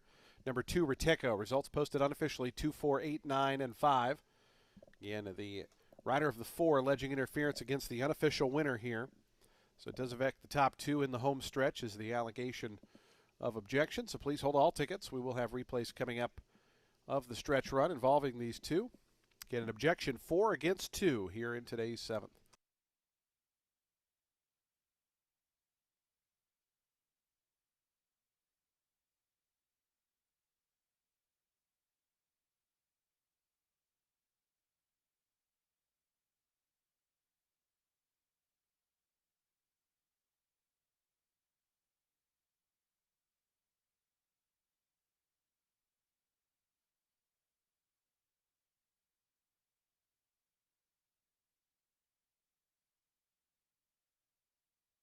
Again, an objection 4 against 2. The number 4 alleging interference in the home stretch.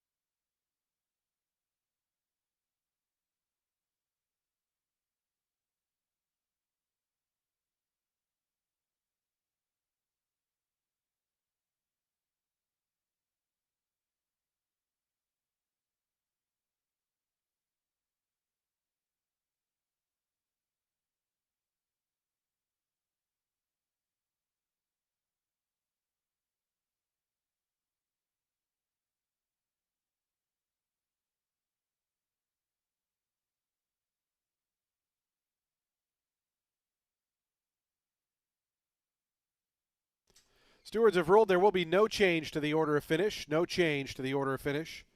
Stewards ruling no foul by the 2 Rateco down the stretch involving the top 2. So Rateco will head to the winner's circle for the second time. 4-year-old dark bay brown gelding by Outwork out of What's Brewin was bred in Kentucky by Branch Thoroughbreds. Controversial Racing, the winning owner. Scooter Davis, the winning trainer. Rosario Montanez aboard for the winning ride. As Rateco on the front end, but had to battle back in the final yards to win today's 7th race.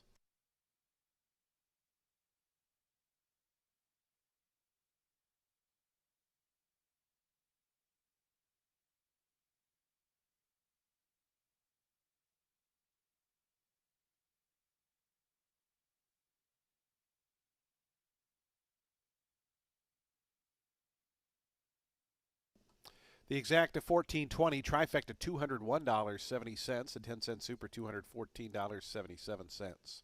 Daily double 850, the pick 3 $22.95, and the high five hit for $3,171.50. Today's eighth race is 21 minutes away at 4:12 p.m. Race number 8 starts the late double. It's at 6 furlongs, an $8,000 claiming event. Scratch number 2, career risk number 2 is scratched. Number 5 is plus £1. We'll have a field of 8 set to go the 6 furlongs. Post time coming up in 20 minutes. Today's 7th race, named in memory of Nadine Knipe. Do want to send out wishes and welcome family and friends joining in the winner's circle as we celebrate the memory of Nadine Knipe with today's 7th race.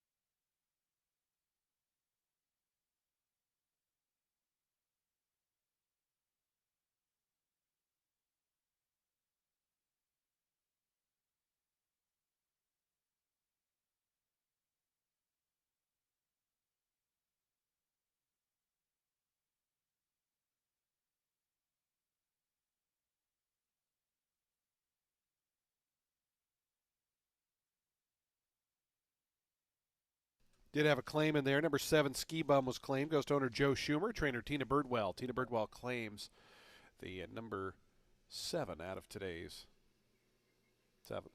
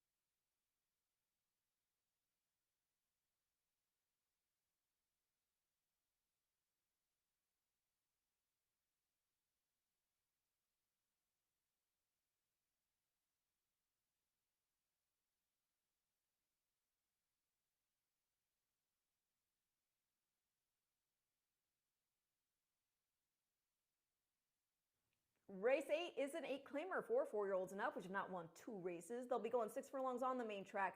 Craig Smith, he starts the number 5. That is Westminster, who is dropping in for the lowest he's ever run, while also getting a hefty weight allowance. He's coming in fresh also. When last in action, he'd been running on the synthetic at Woodbine against 25 N2Ls, but he actually started his career on the dirt at Hastings. That's where he crossed the wire first in a main optional at first asking, and he got disqualified. And then he ran in a trio of stakes races there, and competitively at that. He was even game in the early going of the Grade 3 British Columbia Derby before tiring in the slot going the 9 furlongs. But what's encouraging is that after taking some time off after finishing 6th in that race, he came back to put up a 71 buyer figure, wiring a maiden optional 40 at Woodbine at just 6 furlongs. So there is surface flexibility. And that's another instance of running well fresh. So I'm hoping whatever necessitated the layoff has been resolved, and we can see this boy put forth a good first showing here. The number 7 is in for Juan Arriagada. He was making a second off the layoff and a first off the claim when he ran in that 8 N2L last out. The first race off the bench, that was a mile turf go at the 16 N2L level, and yet Arriagada made the aggressive drop in for 8 after claiming for 16, and then this boy had a voided claim out of that. But all that stated, I still don't think that's why he got beat 4 1/4 in that race. He had a bad start where he didn't break fast enough to maintain his lane out of the stall. That race did produce a pair of next out winners, with the top 2 putting up figures in the mid-60s in their respective next starts. In for 8 again while getting another weight allowance. I think he could improve. Last spring, he was putting up figures in the 70s at Oaklawn Park. And the last start before the layoff, he got beat just a length and a quarter in an optional 20 N2L at Fairmont Park. So there's ability. Just not sure what happened between that start in December to result in the claiming situation and then the voiding of the last one. But clear to run, I think he will. Can they complete the top 3 with the number 9? That is Fly Commander, who's in off that long-awaited first win. He took a main 10 here by 2 last out in career start 21. He's been an honest horse, though. He's gotten in the money in a good percentage of his starts, and he just has a way of getting up for a piece and over the legs of other entrants in here like Nyokos and Battle Warrior. So I'm going to go 5, 7, 9 in race 8.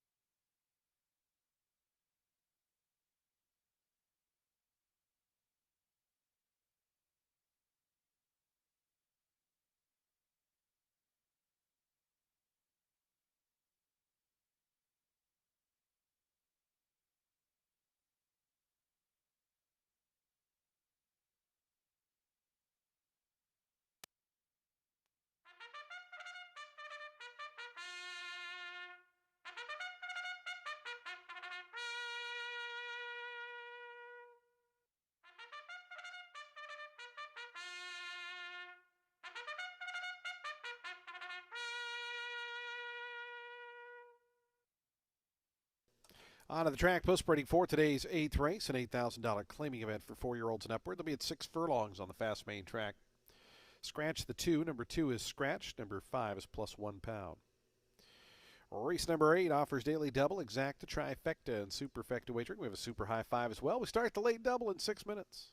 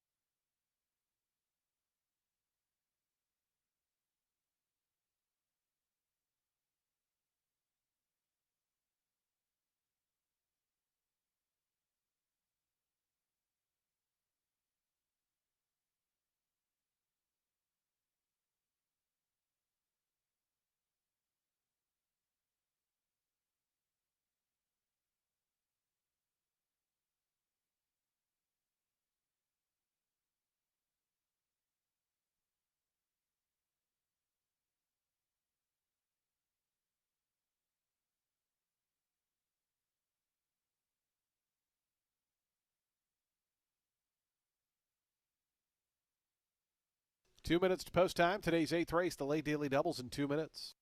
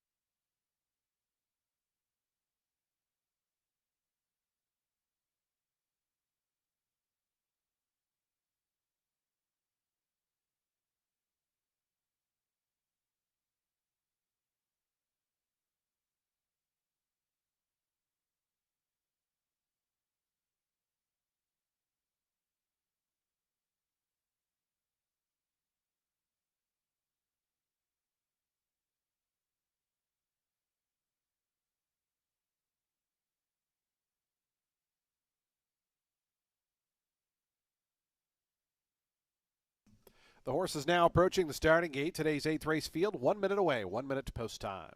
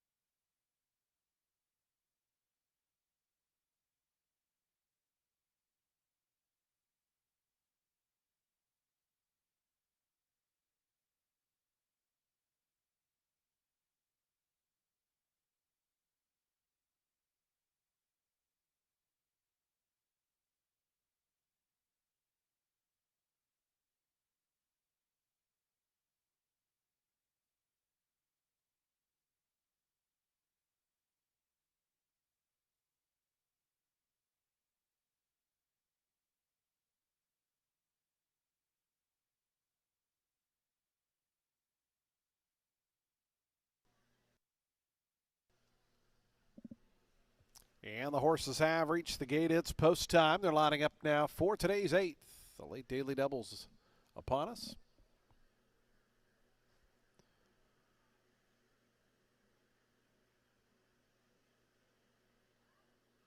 A field of 8 here at 6 furlongs. Your post time favorite 6-5 on the number 7 Redbird Nation. Juan Arriagada and Cesar Gonzalez teaming up as that horse gets ready to load in. Nikosh to gate 1 right now, your second choice at 5-2, but is proving a little more stubborn as far as the loading process is concerned. Now goes up. K-Paz is going to be next to gate 3. Scott Spieth for Paul Goodworth. Here's Grand Slam Boy waiting on Westminster, and Fly Commander will be all set for a start. Today's 8th race, late double time.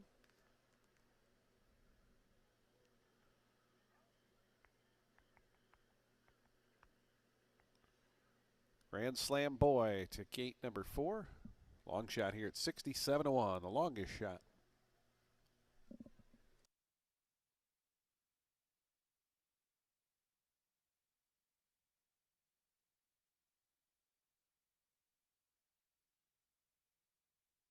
Looks like they're going to back out number 3, K-Paz. Not sure what's going on here. And also backing out the 1, so something getting squared away here in the inside stalls. They were in the wrong gate. That's the issue. The 1 was 1 over, so they slide over now to the post with the 1. K-Paz coming up. Now here's Grand Slam Boy.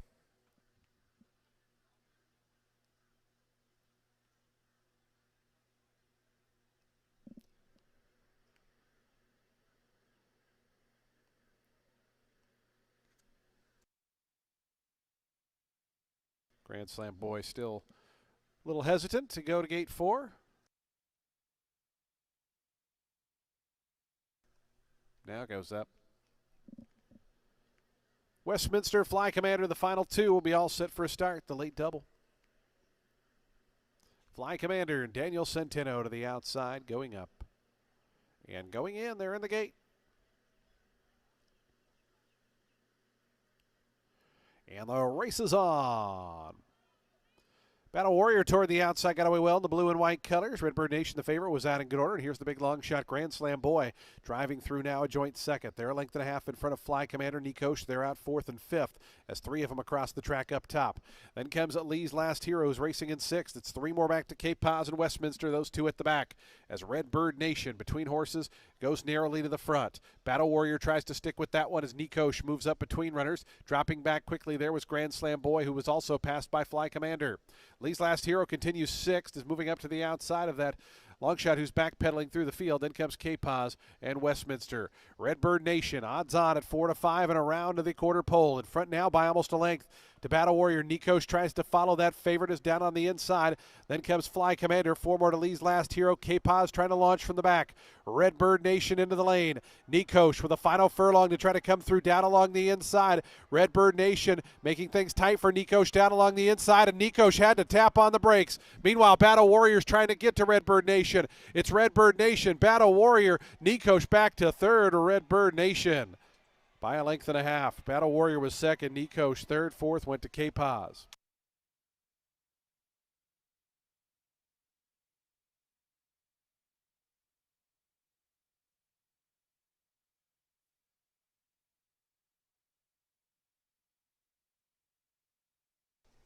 .70. The stewards have posted the inquiry sign. Stewards looking into the stretch run involving numbers 7 and 1. Again, a steward's inquiry posted into the home stretch run.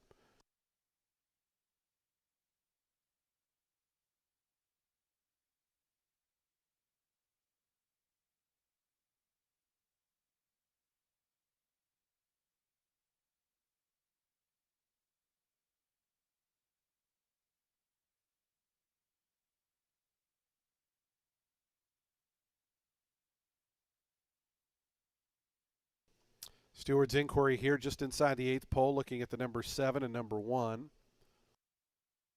7813, the unofficial order is now posted.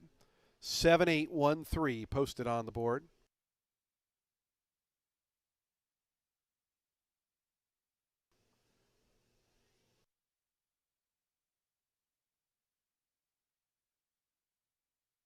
Here's the head-on replay.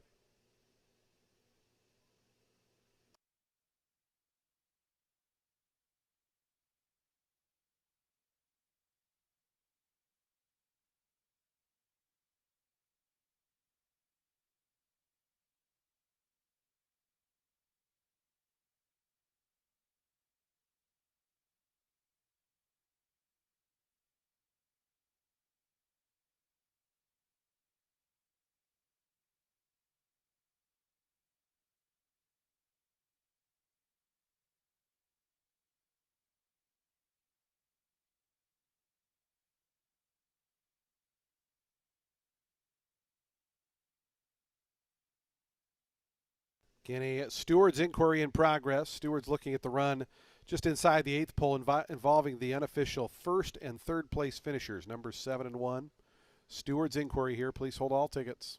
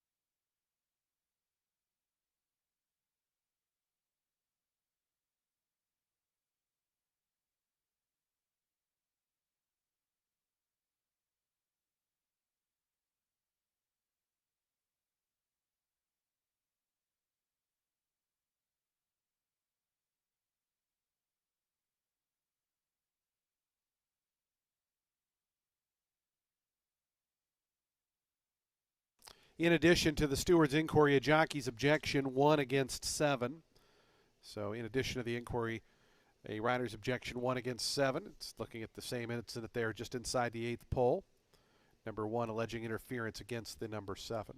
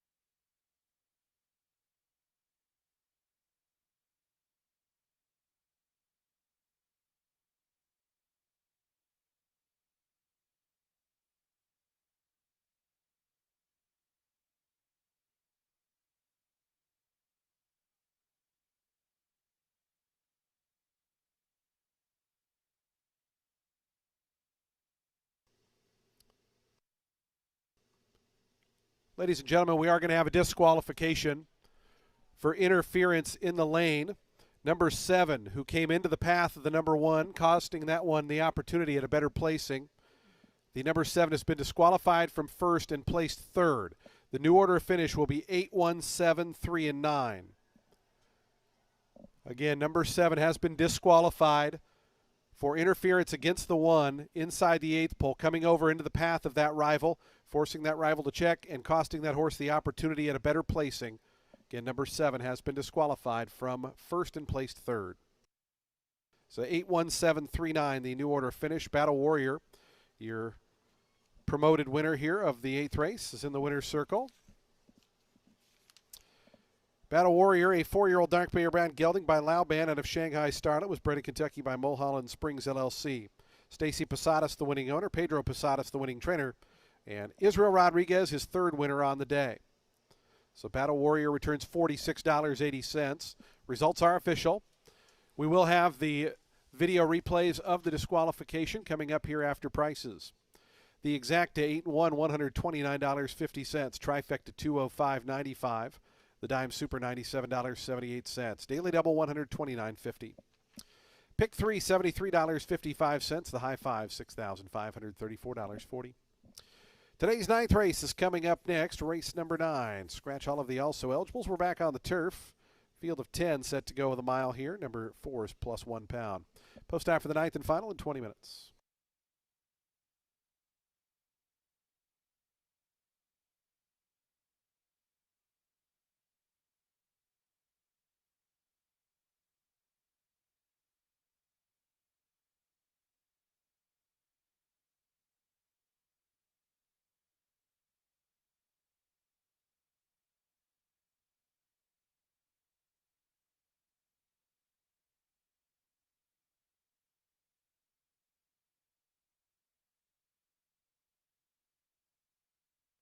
Coming up first will be the head-on replay. Again, focusing on the number 7, Redbird Nation, who comes over consistently into the path of the number 1, forcing that runner to check there off heels and costing that runner the opportunity at a better placing, according to the steward's decision. So therefore, the 7 was disqualified from first and placed third behind the number 1 for that interference and costing that runner the opportunity at a better placing. Coming up next will be the pan shot. Again, you'll see the 1 starting to run on down to the inside, and the 7 will come over into the path that rival under right-handed urging and cause that horse to have to check, taking away that horse's path and costing the horse an opportunity at a better placing. So disqualification, 8-1-7-3, official on the board. Race 9 in 19 minutes.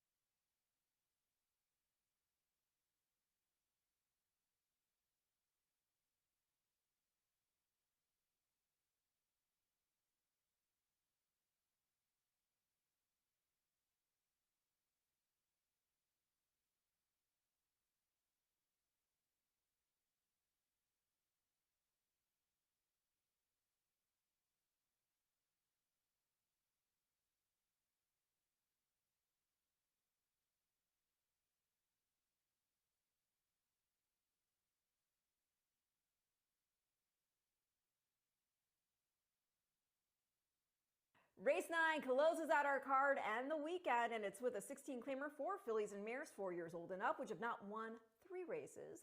They'll be going a mile on the turf. And I think the number 5, Bella Mendy, is interesting in here, making a second off the claim for Nick Goodwin. Concern, of course, is the other speed in this race, but maybe she'll show she can rate, even stretched out to 2 turns. She did rate on the synthetic. Again, that was sprinting, though.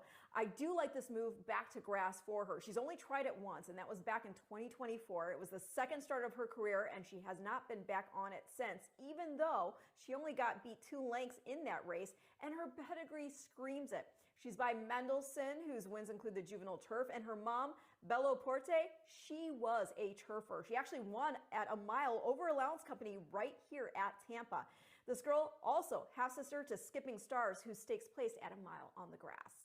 Now, if she can't sustain, looks like there's enough speed to set up for the number 1, Secret Victory, if she can work out a trip from the rail. She's had 2 starts on the turf here for Bennett. First one got beat a length and a quarter after making a move for the lead at about the half in a 16 and 3L. But don't blame her for getting reeled in, as she was making a first off the freshener. Start 2, again, took over at about the half, but this time in for 25. Got beat a length and a half that day with Bonita Breeze getting up, and that mare next ran against Allowance Company, got beat 5.5 lengths, but she did put up an 82 buyer figure, scoring a 25 starter allowance here in the next start after that. Now, the runner-up of the January 9th race, that was the pace setter No Mo Cookies, who battled back for second. She next got beat just a half length in an allowance, finishing behind 2 Chad Brown runners, earned a 76. That's a figure she matched next out, running 4th, beaten 3 1/4 by Bonita Breeze in the February 25th starter allowance I mentioned.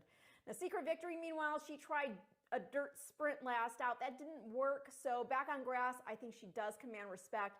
And then I'll complete the top 3 with the number 9 in for Mike Deeney. This girl stumbled at the start of her last outing on February 12th, ended up rolling from off the pace to get beat 6.5 lengths there in the end.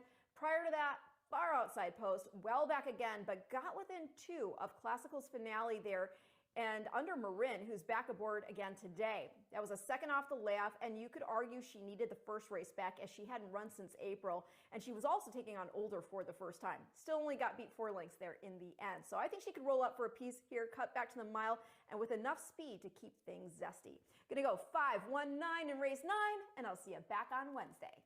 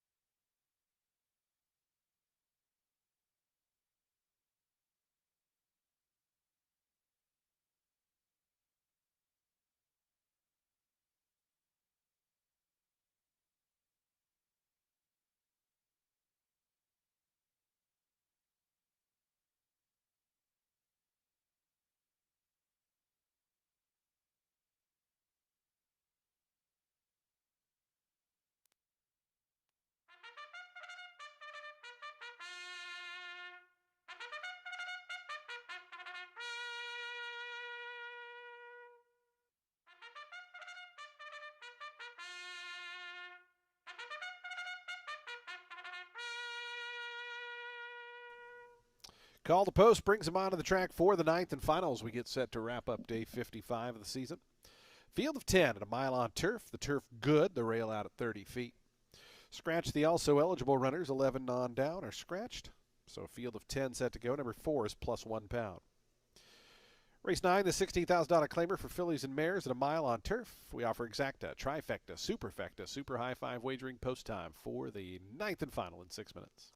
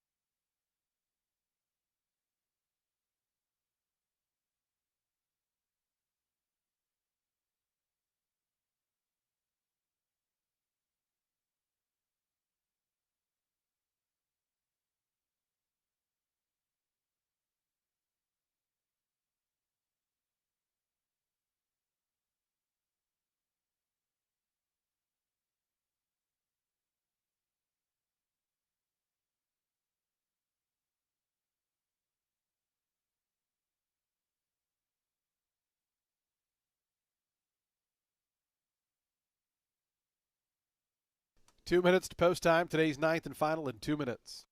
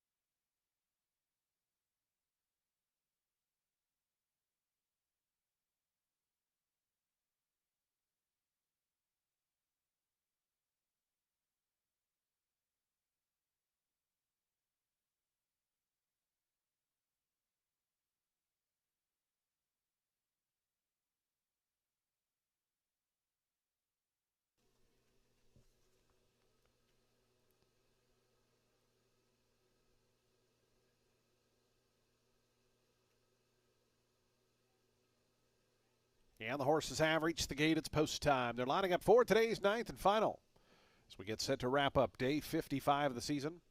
Back at it next week, Wednesday, Friday, Saturday, and Sunday. Of course, Saturday, the big one, the Festival Day, Tampa Bay Derby, Hillsborough Stakes, headlining a big card next Saturday. Secret Victory, the first of the 10 to move in, along with Runway Lights. Secret Victory, your 5-2 co-favorite right now, along with the number 8, My Little Wildcat. Morg's World goes in. Nalita and Chilling Factor to gates 3 and 2 here. As My Little Wildcat comes up. Fillies and mares here for this mile trip to close the card. Here's Buddhist Prodigy. Here's Das Ist Alles Alle. Bellamendi and Honorable Chill going to be the final two. We'll be all set for a start here in today's ninth and final, ready to close the show on a Sunday. Bellamendi goes up, Chilling, Honorable Chill to the outside. Goes in. They're in the gate. And the race is on. Morg's World came away a little bit slowly from post 7. Bellamendi broke sharp and goes right to the early lead. My Little Wildcat going to go with that one, though. Those two quick into the stretch for the first time. My Little Wildcat really opening up here. Suddenly 2.5 in front. Down on the inside is Bellamendi. It's another 2.5. Back to Honorable Chill, who's in third. Then comes Runway Lights. Chilling Factor down to the inside. They're fourth and fifth. It's a length and a half more. Back to Buddhist Prodigy, settles down nicely in sixth. Secret Victory's back seventh. It's a length and a half more to Das East Ale Sale and Nalita. They race as a pair. And the slow start has Morg's World at the back early on. So they run to the back stretch, just over 5 furlongs to go, 22.58 seconds. And now My Little Wildcat, Israel Rodriguez tries to back him up here and slow down that pace, and they're getting clustered in behind. Bellamendi's much closer. Here's Runway Lights with a swift early move, and now 3 of them lining up as they go up the back stretch. A length and a half more then. Back to Chilling Factor, Honorable Chill. The two grays race together 4th and 5th. They're a length in front then of Secret Victory, who's back in 6th. Down along the inside, Buddhist Prodigy is 7th. He's trying to make some ground. Morg's World is out of last. Das East Ale Sale and Nalita are the trailers. To the fire turn they roll, 47.80, so over a 25-second middle quarter there for My Little Wildcat, who was able to slow him down, now tries to stretch him back out, and My Little Wildcat traveling nicely here as they come around to the quarter pole, 3 in front of Runway Lights. Morg's World starting to launch from the back. Secret Victory had to tap on the brakes momentarily there, is trying to gain on this leader as My Little Wildcat leads him into the stretch. It's My Little Wildcat, a wall of horses in behind. Out wide, Secret Victory and Morg's World both trying to run out with Buddhist Prodigy. 8th pole now, and they're catching up to My Little Wildcat. Here's Buddhist Prodigy, the first to take a crack and grab the lead. Secret Victory up to second on the outside. Late run from Das East Ale Sale. Buddhist Prodigy going to go on to win the finale here. Das East Ale Sale up for second. A third went to Secret Victory, then My Little Wildcat.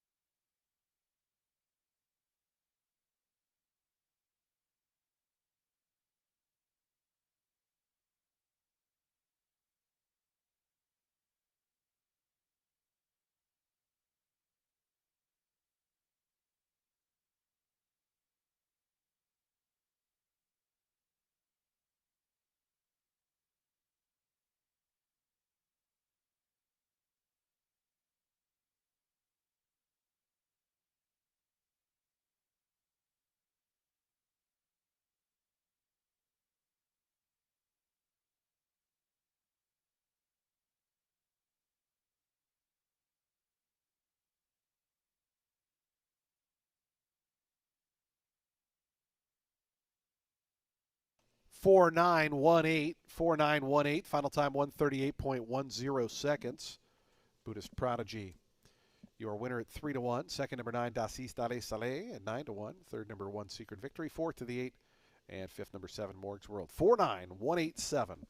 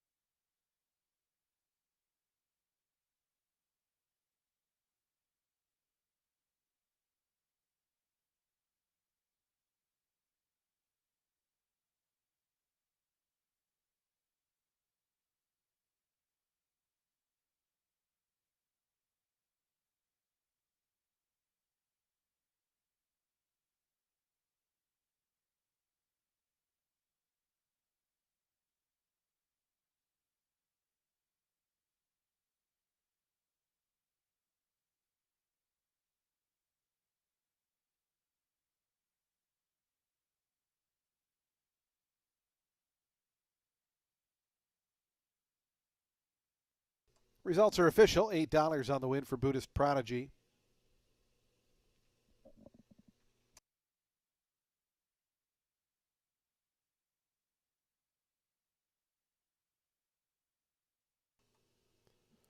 Had that big late pick 5 pool today. Late pick 5. We'll get the payout out here in a second. Looks like 1900. Did I see that right? We'll see. Yeah, $1,916.75. Nobody had the super high 5, though. So we'll have a $5,064 carryover into Wednesday. We'll have to make a note for that one.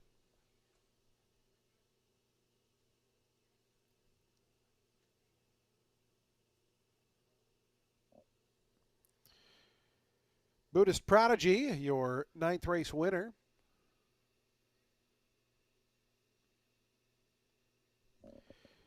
She's a 5-year-old dark bay or brown mare by Catholic Boy out of Island Reward. Was bred in Kentucky by Hidden Brook Farm, Spruce Lane, and Amalfi. Silas Stud, LLC, the winning owner. Carlos Narvaez, the winning trainer. Cipriano Gill aboard for another winning ride. Buddhist Prodigy victorious here in the finale at 3-1.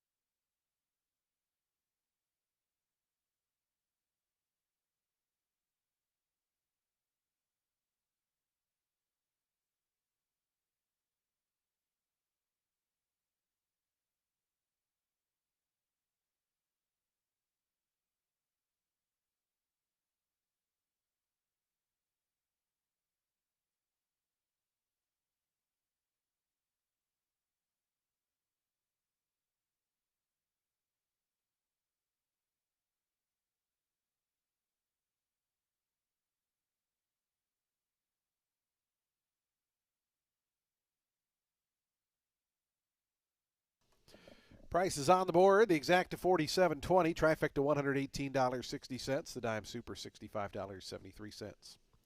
Late double paid $120. The late pick 3 $230.90. Late pick 4 $348.60.